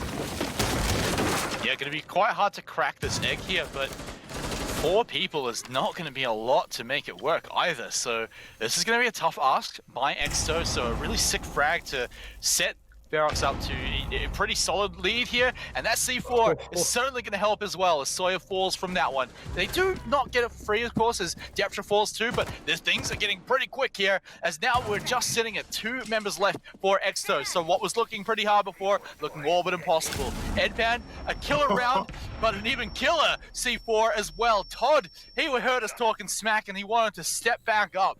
Now it's just Mitchie to find the 50-second 1v3 here. That's the first step in the 1v4 actually, but now he still has 3 people left here. Warden not a whole lot of health, but that would be the first way to come in. How is Mitchie still alive? But I don't think you can really call this alive here, as he is barely breathing. 35 seconds left, and anyone that sneezes on him will take his life and win the round here for Ferox here. Can't imagine Mitchie's going to be able to find a way, but you know what? Let's let it play out. Oh yeah. He still has each and every chance really here to work it out, but as the time is getting closer to the end of the round, the less chances he has. Really, there's another peak, and well, with him being on a single point of health, it's Warden to finish him off. Ferox once again going to be drawing out the scoreline, as so far it's essentially just trading blows between the 2 teams. Yeah, and again, that was quite quick. The other story as well, Todd finding a lot of value in that round here, so finally starting to pull it off. He managed to pull back, not get pinned down right early from the start of the round, so huge amount of value. He managed to find the rest of his team too, setting up some very early frags. Like you mentioned, the Zofia off the board nice and early just makes it so much harder to flush out a lot of the defenders, and because Nomad was also the next one to fall, then that's just the other piece you had to flush them out. So with that, there wasn't a lot they could do but turn and peek and, well, maybe make a hole or 2, but wasn't quite enough. Ferox stopping them quite hard in that one, and I feel like maybe they're starting to get that clubhouse fire back that they had in the last map, and it certainly seems to be working out. But like you said, it is just rounds back and forth, so I feel like the Exto fire is still roaring quite high. Oh yeah, Exto here are looking at finding that dub. They want to get that play, because right now they're the ones at a point disadvantage here with the maps.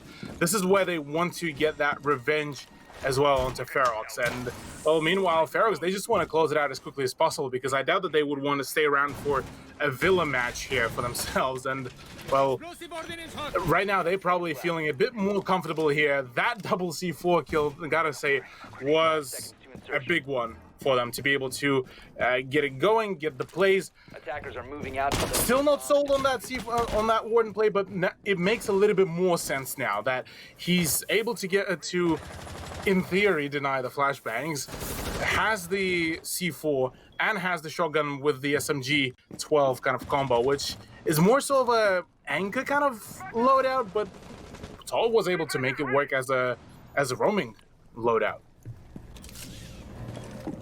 So now, once more, no cheeky plays going to be coming out from Ferox. I thought maybe there was a possibility of a peek, but looks like they're going to fall back on that one. Of course, Exto coming in from the other side anyway, so wouldn't have found anything for that one. But yeah, I mean, look, tied up a piece. We've got players making plays from both sides here, and it does feel like it is the opening frags that really set the pace for the rest of it, because a lot of them happen quite quickly. I think the last round, it was the one that took the longest, and even then it was about maybe a minute in. So around about now you would have seen the first frag. So this is where Exo seem to have slowed it down a little bit. They're looking at just opening things up. They haven't really had too many issues with the clock. It's more to do with having not enough people to push quickly.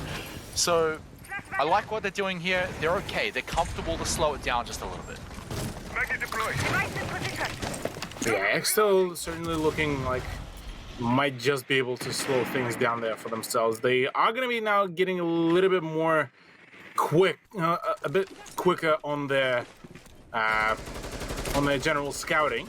and obviously we'll be able to drain out that that ADS. So now Deptra's position could be very much exposed, given that his shield is now going to be pretty much one explosive away from being destroyed. So for now, it's rather job for Exto and how delicately can they deal with it, because Todd right now on the roam could be able to find that IQ, but I'm not too sure whether he has a clue about the whereabouts of the German operator.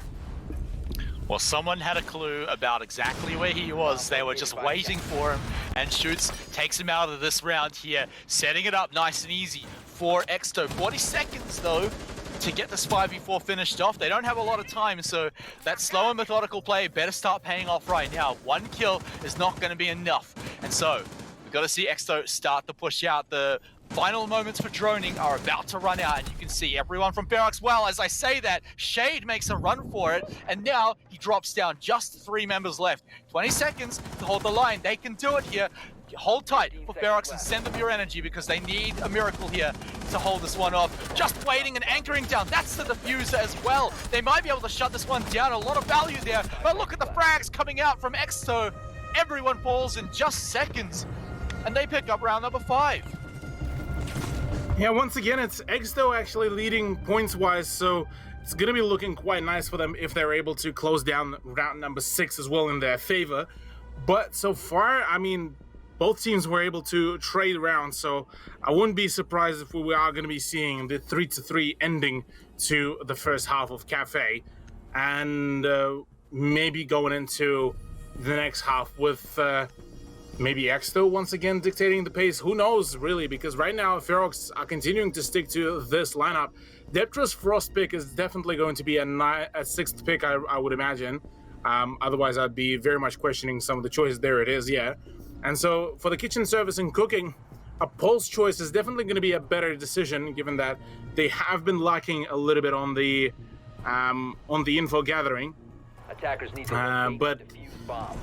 Hey, if anything, they need to make those improvements, because Kitchen was one of the sites where Exo were able to just absolutely snowball their momentum and their man count advantage against Ferox in a very impeccable manner.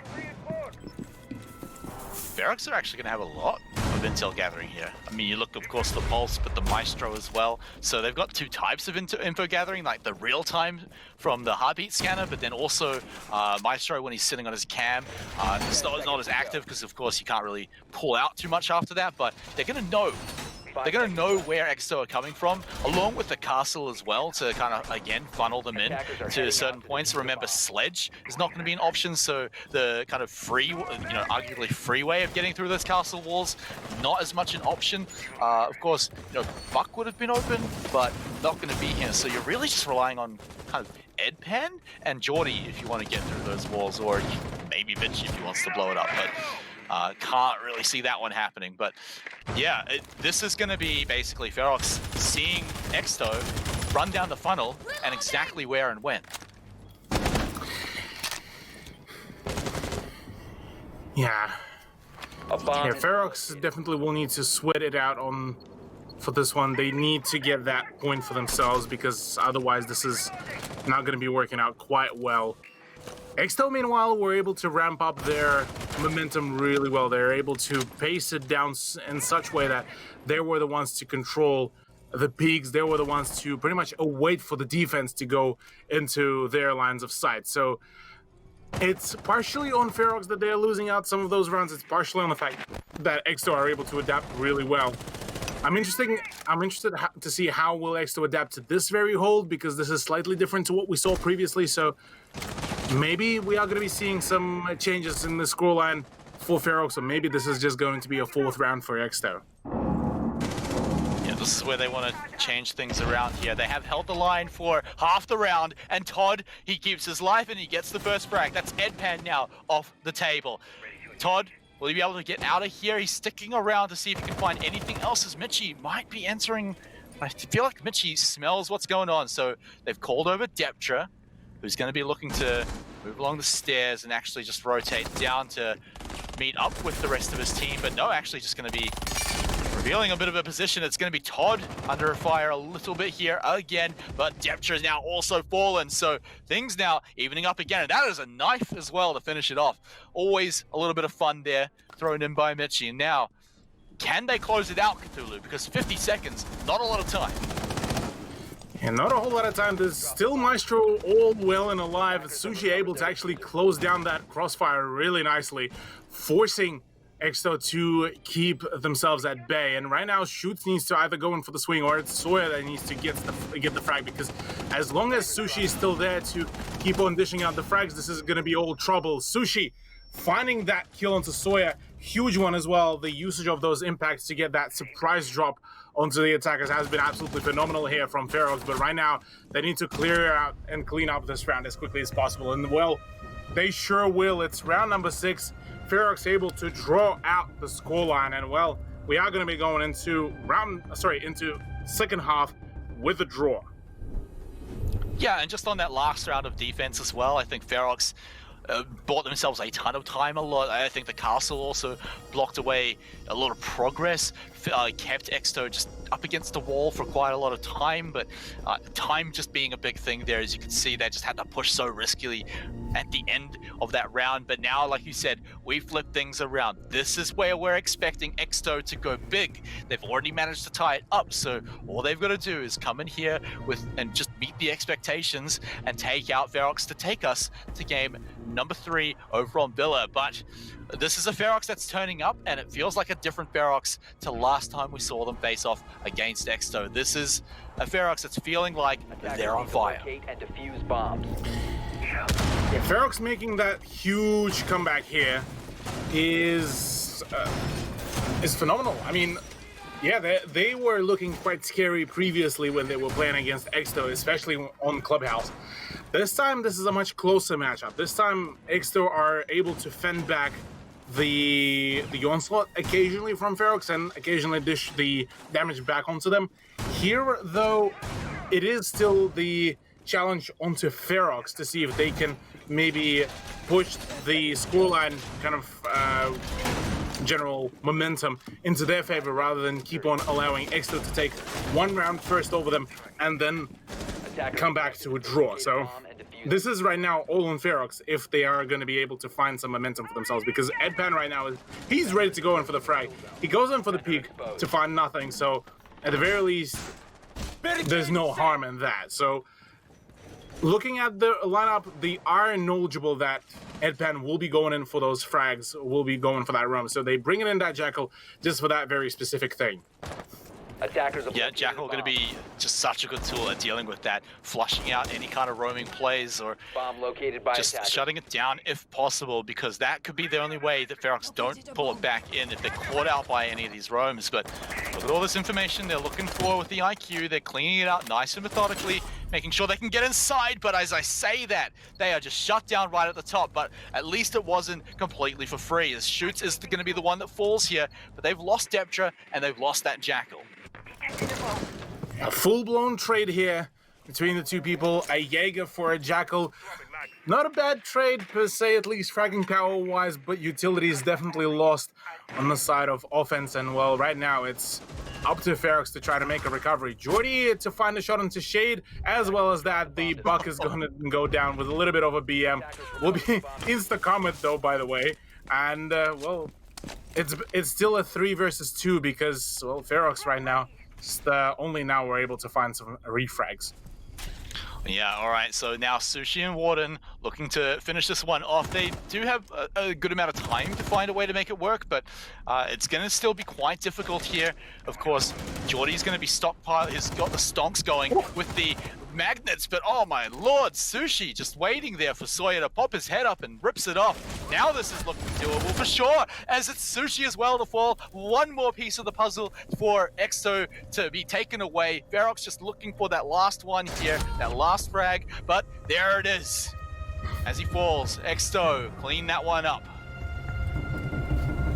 Yeah, Exto continuing that kind of the trade lead so far between the two teams, able to score themselves their fourth point, which going to be putting them at a bit of an advantage, but only a single point which could be pretty much evened out very quickly here by Ferox. So wouldn't be holding my breath for that just yet, as Reading Room will be coming around.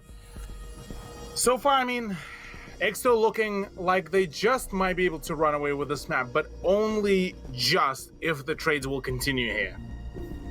Yeah, honestly, I'm not sold that we're going to see just a clean sweep here by Exto on the second half. That one looked perfectly close enough for Ferox. It did feel like it was just maybe a little clutched out there near the end by Exto as they held tight. They, despite not still having a lot of time left to defend, managed to kind of force Ferox to go where they wanted to, managed to pick them off in that time, and it was nice and easy. Now, as we move into the next round, I feel like we could see it a bit different. Remember that it was basically a 4v4 by the time we started getting inside, so that could change things as well. If we see, you know, a full 5v5 as soon as Ferox drop down on inside, so it could be completely different. But then you say, you talk about different, you look at this site as well, the operators just getting changed up a good amount. You're now throwing Bandit and Goyo into the mix, so once more, this is just going to run down the clock for Ferox as they've got to deal with it, and they've also got to pay to deal with it with that utility. 5 seconds to go. Yeah, there is plenty of utility for Objective is to locate a bomb. Exo to position and for Ferox to try to dispose of. But interestingly enough, they are not really bringing in a whole lot of at least explosives. We don't see the usual kind of frag grenades to come through from Ferox. Usually it's Todd that will be bringing in, even if it's, say, on the likes of Maverick. Sledge obviously is banned, so no logical kind of pick for Todd there. So it's certainly looking like it's hurting, maybe their own ban is hurting themselves, but maybe there was a different plan to be played out here, and rather it's just Exo that are very knowledgeable about that one. At the very least, I'd like to see that double drone that is coming around, that is allowing Warden to go in for a bit quicker push, rather. So now we're going to start to see the fruits of the quicker push as well, because only a minute in, and we're getting Ferox some decent progress. They're now starting to get the angles and the openings onto the sites as well. So this is where we might see a bit of a final execution, but they've got so much time to work it out that it shouldn't go too badly at all. The real thing is going to be Edpan up from above, as he is nice and patiently waiting. But of course, you speak about that, you've got Todd keeping his eyes on the doors as well, making sure no one's going to swing around on him, and trying to find anything he can through the wall as well. But hey, nothing comes in life for free, my friend. And meanwhile, Warden is on that roam hunt. Could potentially maybe find some shots onto the white stairs, but Sushi to open up on an Edpan, that's a solid beginning here. Maybe Todd could have found a frag as well onto the middle ground of the white stairs as well, but apart from that, nothing yet. Oh, Todd, he suspects something. There's the peek. Does manage to find Jordy as well. That is already a two-man advantage, but there's still Michi up above. He could throw in a spanner in the works, but even he will not be able to do anything. This is the round potentially for Ferox to take right now in a 3v2. And just look at how carefully and cautiously they can take it with the time they bought. Shade gets the value out of it as well, and it's just Shoots left, Sawyer left as he hangs around the corner, falls down the stairs, doesn't want to take the elevator. And so with that, a flawless round from Ferox. That double droning play to make them push forward nice and quickly, it paid off. They could just methodically move in, clear out any roams, and just move into the site clean as a whistle. Sure is. Now, once again, so far it's been back and forth very steadily between the two teams. Ferox so far the ones to lead in that kind of back and forth trade. So if we are going to be sticking to the general kind of script, I suppose, it is now time for Exo to claim the round. They are going to be doing it on the kitchen. And looking at their general lineup, they're not going to be prompting a whole lot to maybe deny the wall breach, but rather going to try to deny at least a hatch breach into the freezer. Whereas the castle barricades are the ones that I reckon going to be making the biggest amount of impact here within this round. Yeah, but one big difference between when when Exto was on attack and now Ferox is that Ferox are just bringing buck every round. So those castle barricades not quite as annoying as it perhaps could have been for Exto. But I also want to bring up another thing here, Cthulhu, is that we're now inching closer and closer to Ferox being on match point. This is where Exto could be starting to sweat because they don't have a game to fall back on. This is they've already lost once. Ferox are just so close to securing a spot in the grand final. So you can imagine that maybe Ferox are maybe letting it get to their head a bit, but Exto for sure are going to be worried about this one. The pressure is going to be on, especially as those rounds creep up to 5 and then to 6. So they're certainly going to want to pick up this round because I think this is probably going to be the round where the pressure is still bearable. It's not that bad, but once Ferox get to 5, that's where it gets scary.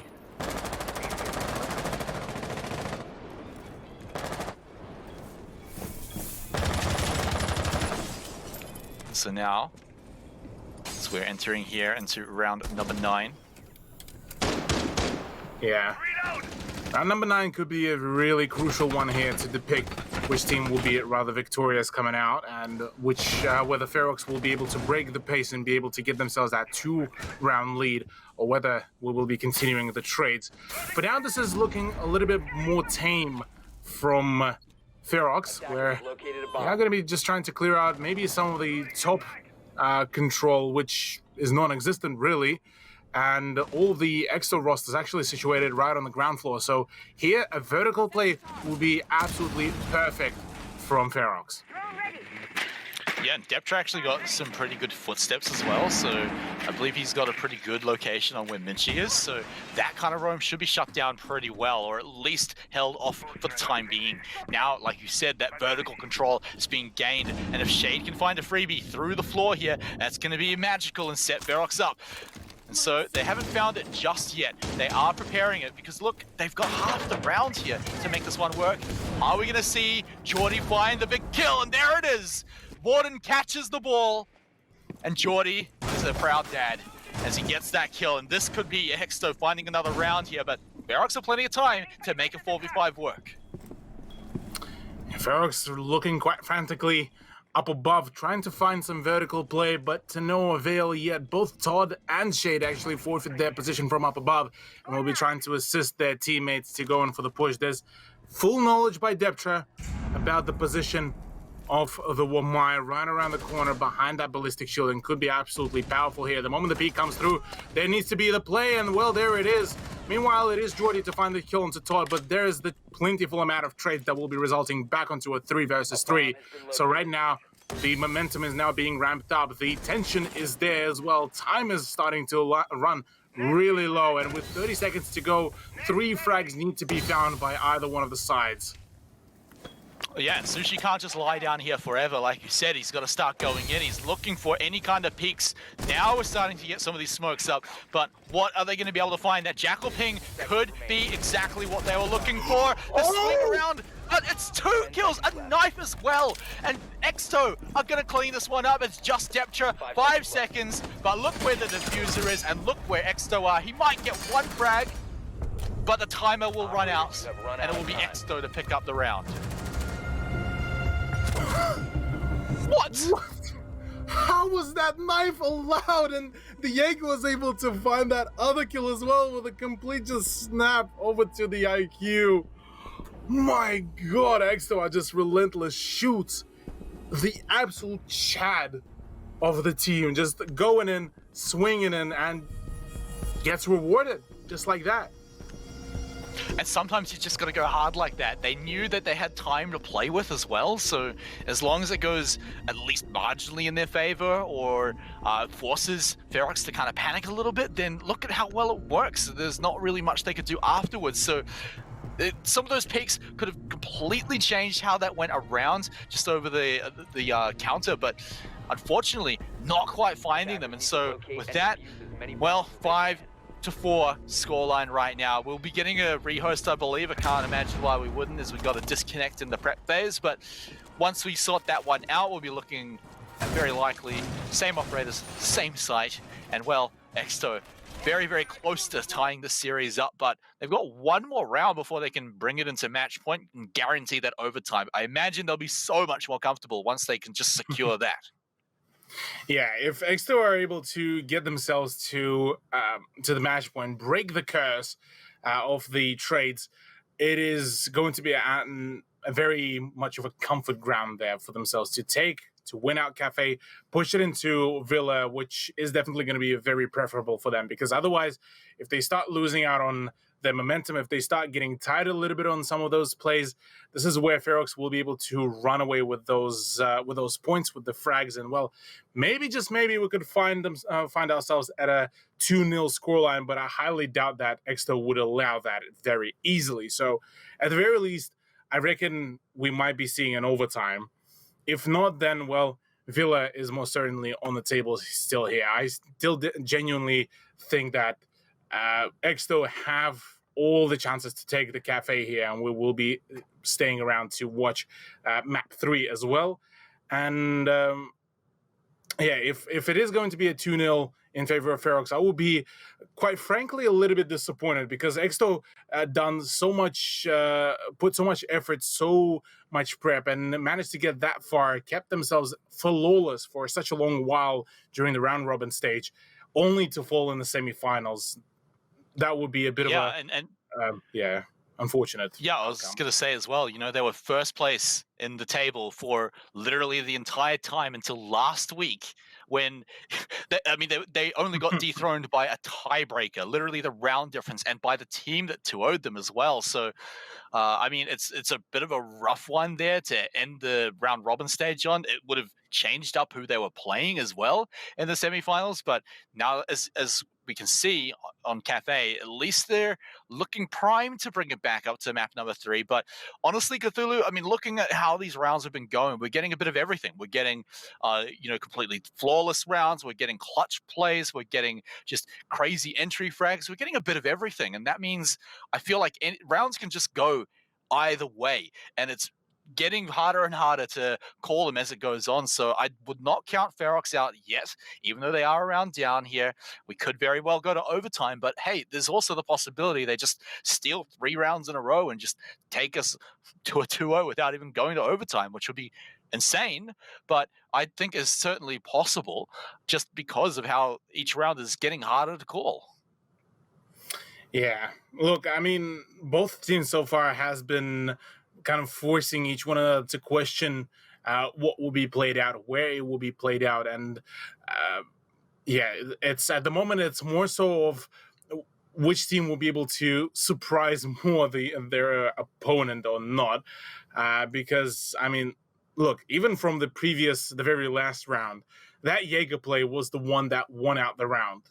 In a 3v3, this was all that was needed to, 1, shut down the plant, and 2, pretty much get rid of the person who was supposed to refrag the planter should he go down. So after that, it was pretty much just a done deal, and they just had to play a very reserved siege. So look, here right now, it seems that Exto are ready to go for a bit more out there plays, more so than Ferox.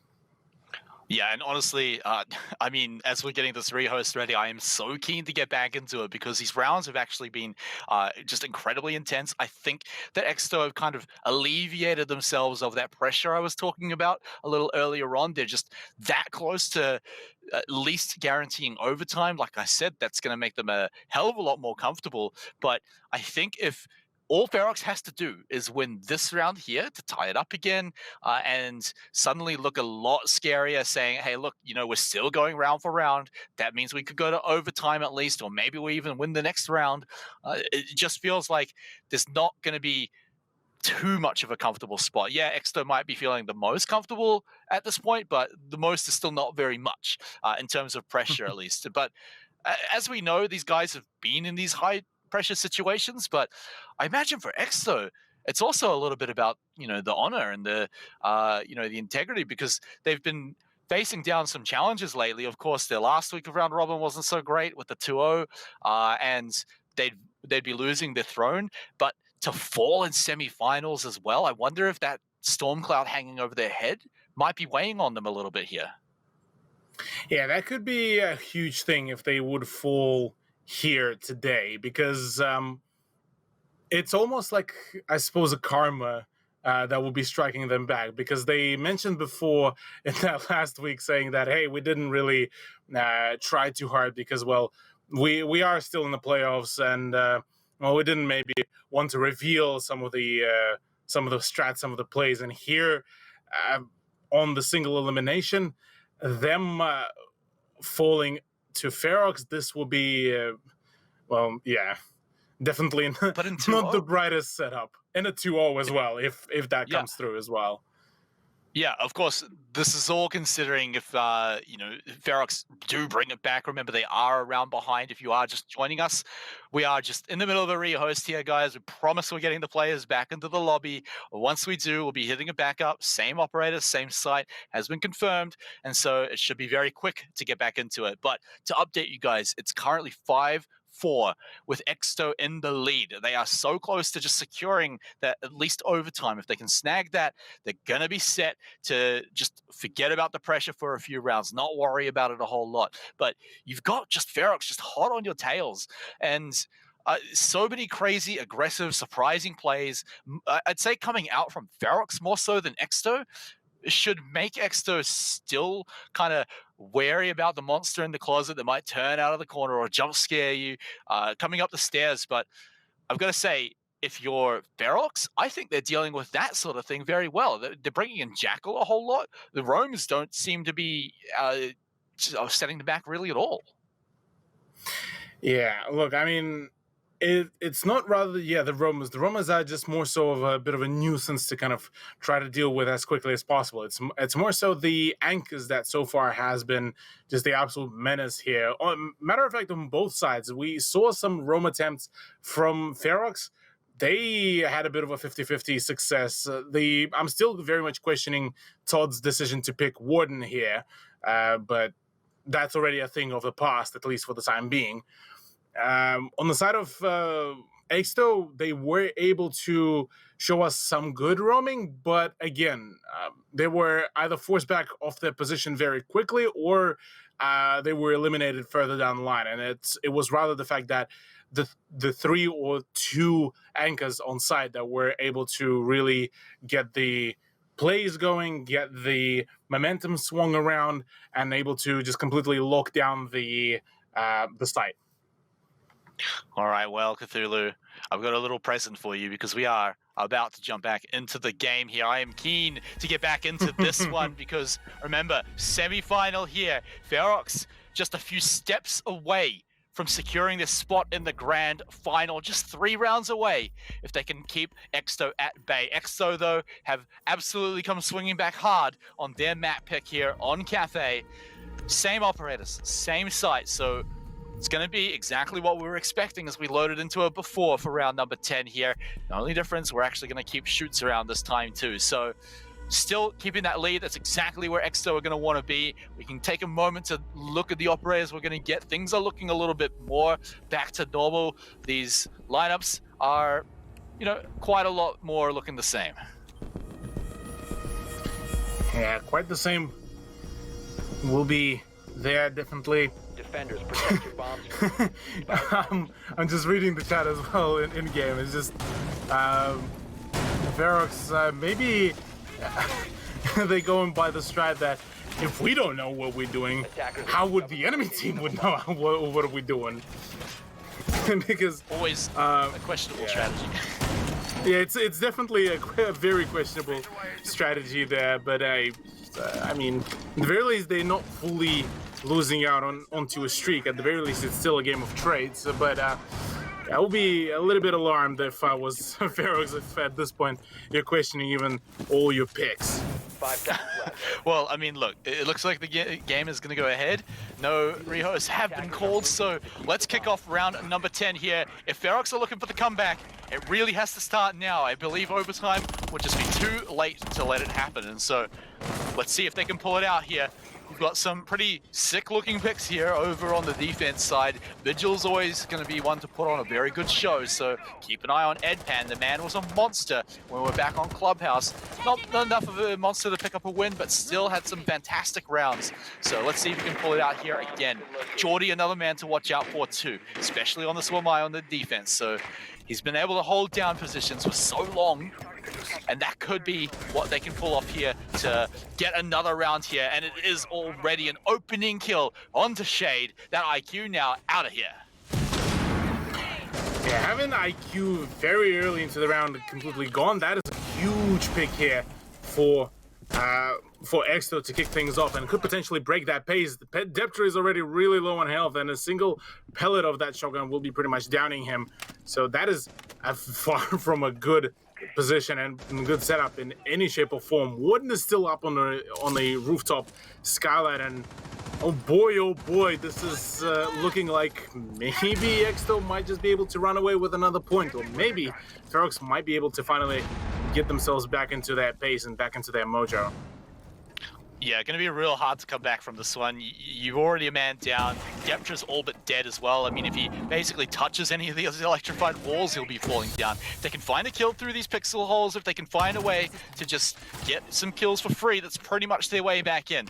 That there was an early gas grenade, so they shouldn't be too worried about the time here, but it does feel like Exto are quite confident in their ability to hold them off as well. So this is now looking like we're going to have to see Ferox start moving. These breaches are still yet to really truly open up here. Of course, all of these electrified walls are going to be just super annoying. They're draining out any remaining ADS now. Oh no, that flash, just a little too awkward to get that one in. They're going to turn around another corner. Todd and Deptra together, but they just go in, and it's Ferox to pick up 2 kills here. Not for free though, as Jordy swings one back, but he was pinned down as well. And now Ferox primed to even it up here. Deptra still alive somehow. They have to bring Todd back up here, but there's only 2 people left for Exto right now. 30 seconds, so this has to be done quick here. Edpan keeping his eye on the diffuser. This is going to be an awkward point of contention here for Ferox, but not if they just walk in like a Chad and take out the remaining frags. Ferox, oh man, 5 apiece. Boy, oh boy, the moment again, it seems that the caster's curse is just there. The moment I start running off Ferox and any of their attempts to take the win in the round, they're the ones to make that swing.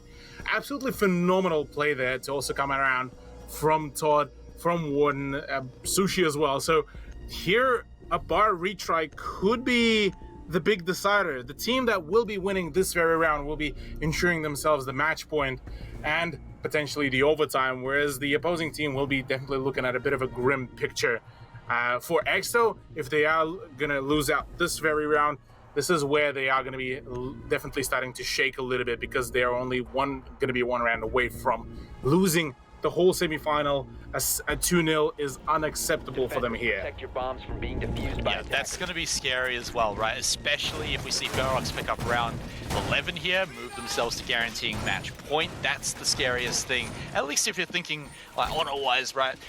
I'm sure Exto will more likely care about whether they win or lose the series rather than whether it's a 2-0 or a 2-1 against them. But then you got to think in the back of their mind, imagine getting 2-0'd after what we saw from last week. I mean, it wasn't so great in the results, but there was also the talk that, don't worry guys, we're in playoffs, it's all right. But Ferox, I mean, look, they may not have even been playing Exto in the semis if it wasn't for how week 7 went. So these guys now setting themselves up nice and easily, but they still have one more round to guarantee at least that overtime here, already with a very fun little play here. But of course, Jordy knows there's not a terrible amount of risk. Can always heal himself back up, and has always got the boys here to back him up by the window too. So no freebies going to be thrown out here for Exto onto the defense. So Ferox gonna come in, but Shade, well, he's the one with the coupon. He gets the freebie, and it's Jordy of all people, the dock off the board. That is a solid, a very good beginning here, especially, yeah, like you said, to get rid of a dock here for Exto could be a huge thing to come through as well, as he could have been posing quite a bit of a challenge, especially on some of the long-range engagements. Interestingly enough, we haven't talked about it yet as well. A Montaigne pick as well for this round, and it's Mitchie to actually open up the scoreline onto Sushi as well. Todd is not looking too good here for some of the peaks, but at the very least, the trades are still coming up, and they're still going in favor of Ferox, and there's still pressure from the windows on the side of Shade. Yeah, we've also shut down shoots, like you said, the pressure from above, and then even the fact that Todd's lost a bunch of health.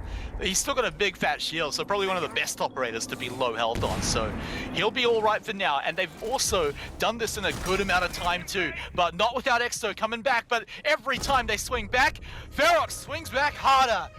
Overtime guaranteed, and now we move to match point. Match point indeed. Ferox absolutely nuts here, able to just push this into their favor, being able to deny any chance for for Exo to get that chance at the match point, and instead now it's Exo that are going to be struggling to find that round for themselves. It's Kitchen that will be the potential, the last resort for Exo, where they were able to actually take that round away from Exo, but even that was based off a very scary attempt with the run through the smoke. So we'll have to see how will this perform. Todd will stick to Monty, which is going to be a very unusual sight to withhold, but nonetheless it was working out quite well in the previous time. So here maybe we will be seeing the continuation of the success. And this is the nightmare scenario, Cthulhu. Exo, they were so close. One more round would have got them that match point and, you know, overtime guaranteed for themselves. But now Ferox have come back. That's 2 rounds in a row. A 3rd round in a row to secure not just the win here, but the 2-0 to put them in the grand finals and kick Exo out. That's a terrifying possibility because Exo are just so close to staying alive so far. So they've got to be shaking in their boots, but they've also got to be holding strong if they want to survive and move themselves to overtime. They've got a lot of work to do just to stay alive in the series, whereas Ferox, well, you can imagine they've all got smiles on their faces right now. They are oh so close to putting themselves in that grand final. They started round 11 with a very easy, quick kill over onto the dock, onto Geordie. This time, though, looks like we're going to keep Geordie alive just a little bit longer as he falls back on that Kayad. Yeah, for Geordie, he needs to keep alive himself and his teams, really. His position, his electric claws, and the C4 are going to be very important pieces of equipment for his team to really make the play. Very interestingly enough, Todd is actually going for a bit of a solo push rather here to try to maybe find some good early intel, and actually is able to spot the vertical angle as well as maybe a soon-to-be discovered mute angle. Yeah, there he is. Does manage to actually spot the, pardon, rather it's a smoke. So here, Ferox, now they have all the needed initial knowledge. They need to make sure that they're gonna keep that knowledge and play off that effectively. All right, well, they're yet to confirm anyone hanging out above through that murder hole, but looks like they're going to continue that push in just a little bit safer. Of course, they do have Todd on the Monty to keep a big fat shield up. 1 minute 40, and we're already seeing these gas grenades out just to force Monty back. This time, though, Todd has not taken any damage. They've got the angle upstairs nice and ready to shoot back, but it's going to be Shade to fall. Okay, Ferox now have to make a 4v5 work here if they want to swing this one back, but Exto, I mean, that's a good way to prime yourself to send us to overtime. Oh yeah, most definitely. Another fact that is as well that was the attempt at the top floor control, and now in Ferox's heads, they're going to be questioning whether there is some room up above. Oh, Warden, he misses out the position, and whoa, there it is.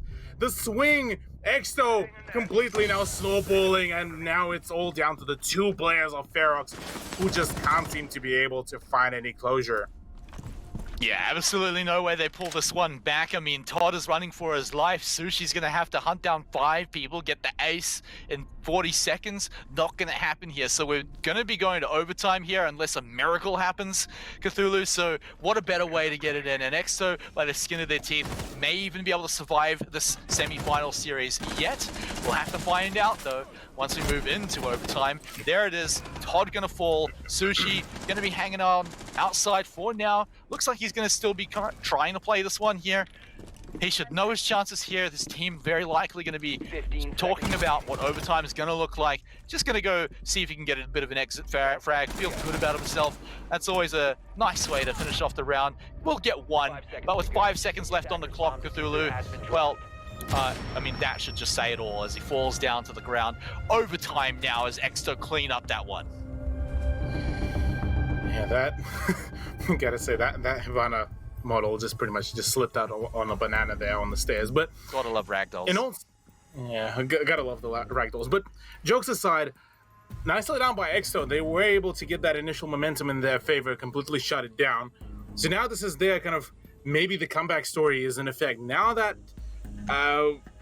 Ferox were the ones to be able to kind of turn the initial tide and give them a bit of a fright there, maybe Exto might be able to pull their pants up and get to working. But so far, I mean, this has definitely been quite back and forth. Now, kitchen, service, and cooking for their defense has been 100% their play, and they were the kings of defending that site. So, if they are able to do it for the third time in a row, I mean, that would solidify them and give them a really good position to play the overtime off, because they are the ones to start on defense, comparative to Ferox only getting to play defense only a single round.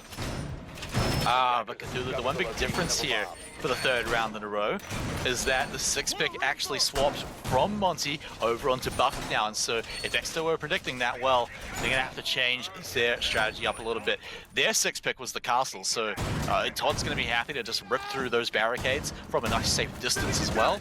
So plenty of now opportunities for Ferox to make this one work. The Monty strategy always a little bit binary. It either works really well or it doesn't, and well, I think last flawless round was a pretty good example of that. But here we go, first round of overtime. Let's go. Can Ferox close this one out, or can we see Exto survive to see us move to Villa? Already Geordie looking to see if he can score anything here at the start of the round to kick it off on a 4v5 would be excellent, but he's got to keep his own life. Todd going to be looking in through the window as well to make sure there's no cheeky little frags from the start. But Cthulhu, it looks like we should be getting a good, clean 5v5 here to start off overtime. That is correct, Smite. Interestingly enough, Ferox are actually going to be doubling down on the top-down clear rather than leaving it to a single person, which is a solid idea given that last time Exto were quite clinical on making sure that they keep the control of the top and the second floor. So with Todd already dropping down, it would be ideal to have somebody accompanying him as well, but for now he's going to be on the solo drone and push duty as well, as Sushi is still up on the rooftop, and it's Deptra and Shade, actually, matter of fact, trying to get some control of the top floor. Yeah, this one feeling a bit slower, but I have a feeling we're about to kick things off here, as Ferox are now, just like you said, above. They've got plenty of info about where exactly all of these gadgets are. I mean, look at the intel Shade's grabbing from this one, and they're able to just swing in. Todd takes a bit of damage, doesn't find anything in return, but now we're starting to open up the floor here, and now we might see some frags, but it's from below as Geordie finds that one, scores himself a C4 kill onto Todd to open this one up. Now this is looking a bit more dire for Ferox, but they certainly can make it work and have done so before. Yeah, everything could really come down here. Usually, whichever team gets the first blood are the ones to get the momentum in their favor and potentially win. But so far, a fairly quick trade out between two teams. A buck for a Kayed. So far, not too bad. And well, the breach is actually going to come through, but the time already has been drained. Only 50 seconds remaining, and the push needs to be very swift into the kitchen if they do want to get the round going. Otherwise, might be looking at losing out the first round of overtime. And well, this is probably the last thing that they would want. But now, 37 seconds. Few angles to be held. Oh, Sushi looks like he might be knowledgeable about something, but just can't seem to confirm it just yet. Oh, this is ballsy from Shade. Look at where he's standing. Sushi now going for the plant. He's got bodyguard Shade to look after him. Is there going to be any kind of plant denial, or is it going to go through? And it is. It's now a post-plant situation in overtime. Oh, no. One kill starts off with Shade falling down now. Can Exto turn this one around? They've got to push into the site here, and it's going to be dangerous. It's Warden holding down the line, but no, he whiffs the shots, and he falls. But it's still a trade, and they're still in this one here. Deptra and Sushi left, but they've got to stop this disable from above. He finds it. Deptra with the triple kill in the deny. One more of the shoots. He sends down the flash. Can he keep this denial, or is Shoot's going to be able to find him? The feet are keeping him alive, and now one more shot onto Shoot. He's got to line this one up, and I think he's got it. Ferox ended in style. Oh no, Deptra. He saw that he was enjoying the taste of that the moment he knew he had the life of his opponent in his own hands. This was where he was just toying at this point with a Jaeger. Oh my, Deptra, no, you cannot do a man like this. You can't do a man like that. You can't do a viewer like that, man. I'm sweating here thinking, can he do it? Can he find a way to get it back? But he just sits there. Who does that? I wouldn't do that in a ranked game, let alone an overtime round. I would. Yeah, okay, you would, but that's a bit different. But look, that is ballsy. I love it, but all things said and done, this is now Ferox on the match point in overtime. Now Exo are going to be staring down the barrel. They've also got to do this on attack. They haven't been on attack for 6 rounds. So crazily enough, they're now on the back foot, and they've got to find a way to win this. This is a must-win round to survive. Oh, man. Oh, my heart. Smite. I can't take this pressure. Get us Deptra in the interview if he wins this one, by the way. I want to see that. I really want to talk to that man. But, yeah, I mean, man, so far it's an absolute nail-biter of a game, no matter what's the scoreline.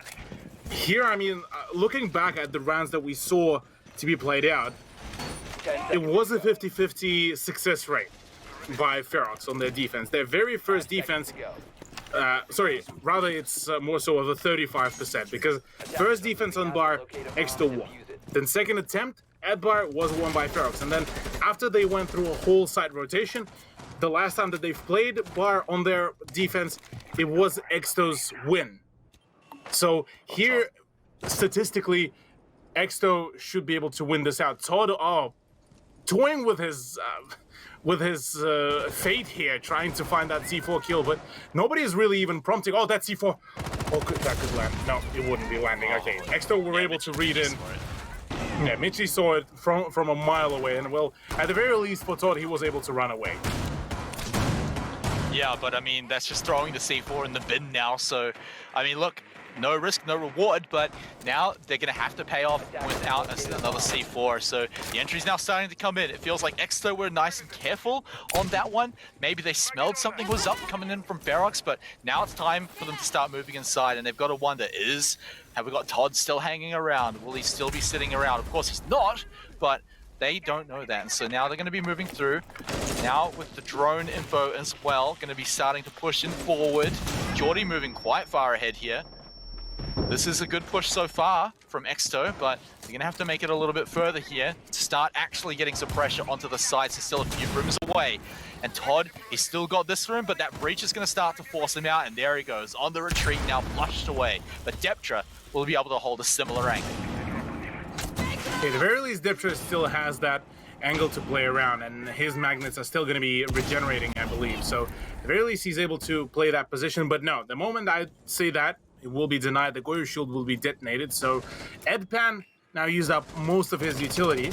Will be there to just pretty much just mainly frag out.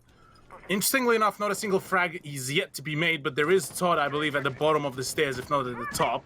So should be able to get that drop. Oh, he wants that frag. He hears those footsteps. He knows that the IQ is absolutely clueless, but she is in the laundry, so he has to be patient about that play. Instead, it's Edpan to find the shot, Shade to find the trade, and oh, nearly whiffs it. Todd finds another one. That's a 3v4, but some damage has been already dished out. Michi trying to contest the long angle from the cigar shop, just can't seem to find the frag, but Edpan has a crusade to go on. This could be it. This could be the 2-0 Cthulhu. Just 25 seconds to go for Ferox to hold on. That foot sticking out is freebie for Edpan. Or is it? He doesn't manage to secure it, but it's all but down for Sushi as he lies on the ground. A C4 from Shade. That might secure it. That might get them the final spot here. Just Mitchie and Sawyer to keep the Exto hopes alive. That's one kill onto Shade, but it's traded back. It's just Mitchie in the 1v2 here. Warden and Todd will hold the line, and they will send their team to the grand final. Oh my god.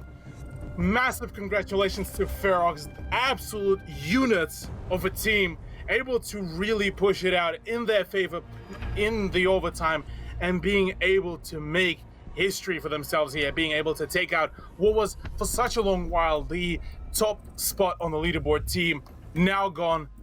Their run completely now nullified. And in 2-0 fashion as well. What style to do it in. Just from every single round you could see that's the Ferox that we know and love. Deptra holding that pistol on the last man standing, disabling the diffuser. That's exactly what we see from Ferox. So it's good to see that it sticks through even into overtime. And so with that, what an amazing, amazing way to finish it off with that 2-0. Yeah, I mean, the whole, that round highlight with Deptra kind of finishing off shoots, that was pretty much, if you know the meme about the astronauts, it was like, wait, it was all a 2-0? It was always there. Always has been. And so with that, we're going to go to a quick break, but once we return, we'll recap what we've seen all of tonight and maybe get a little bit of a catch-up with the winners. See you after the break.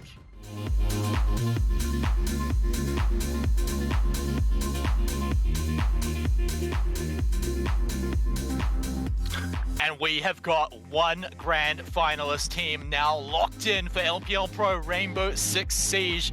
Ferox with the big plays, the 2-0 to close out the semifinals against Exto, putting themselves right into the grand finals next week. And Cthulhu, look, any final thoughts on that one before we catch up with the winner? Yeah, look, I mean, this was an absolute roller coaster of emotions, especially Cafe. Genuinely quite keen to see how will now Ferox perform in the grand final. And, well, I mean, massive congrats to them, really. All right, well, we do indeed have Sushi from the Team Ferox taking that one out, mate. Look, I can probably hear the smile on your face right now, but you're in the grand final with a 2-0. Tell us, how are you and the boys feeling? Pretty happy, I guess. You know, it's always nice to win. So, all right. Just gotta move on to the next game now, win that, and then I'll be happy, I guess. Okay, so before we move on, of course, did you expect a 2-0? Did you think it was going to come close in the maps, or maybe go to Villa? Be honest, when I was doing vetoes, them letting club through, I was a little concerned because last time we did beat them pretty convincingly. So I was like, oh, they're going to have some wicked strats, or they've like VOD reviewed really hard. But I was happy after we won club. I was like, okay, we should be able to 2-0 on Cafe. No issue about that. But didn't really want the overtime, but we still won, so that's okay, I guess. Yeah, win is a win, I suppose. Actually, I have a few questions about Cafe, because you guys went back and forth with the score line for quite a fair bit. First of all, run us through what happened on round 9, which was one of your kitchen pushes when you saw a wild Jaeger just pop out of the smoke on the kitchen cooking and just get that double kill. Look, Shay just wasn't switched on. Right. I'm pretty sure he. So at first we like threw the smokes too close, and then like, to be fair, the smoke just had to sprint through and kill me. It's a bit annoying that he killed both of us though. And no, I guess that's just like that random element of skill when you just annihilate someone and they just don't have a chance to kill you. But okay, that was just one of those unfortunate rounds. But I don't know. The whole map as a general, I think there was a lot of that, just getting gunned and losing gunfights to them because they were able to take one-on-ones and win them, which is not what you want to have happen when you want to win, right? Yeah, But true, yeah. true. But I have that's another pretty much it. question. Yeah. At which point did you guys kind of feel that this is it? This is where you break away from that kind of the trade curse, I suppose, and you kind of almost knew that you're the ones that will be claiming this map, like with the cafe. As soon as we got onto our last defense round, we kind of just knew we were just like, all right, Okay. we'll just win this now. Like, this is defense on cafe. Kind of expected to do that. So as soon as we won our overtime attack, we were happy. So we were like, all right, we'll just take the defense, then we'll win the map. Pretty good. All right, well, Okay. Sushi, next week you're going to be playing in the grand final. You're going to be playing the winner of tomorrow night's match. So I'm going to put you on the spot here. It's Bazaar versus Skyfire. Who do you think's going to win, and who would you rather play? Oh, think Bazaar is gonna win, but I Okay. could see Skyfire possibly winning that.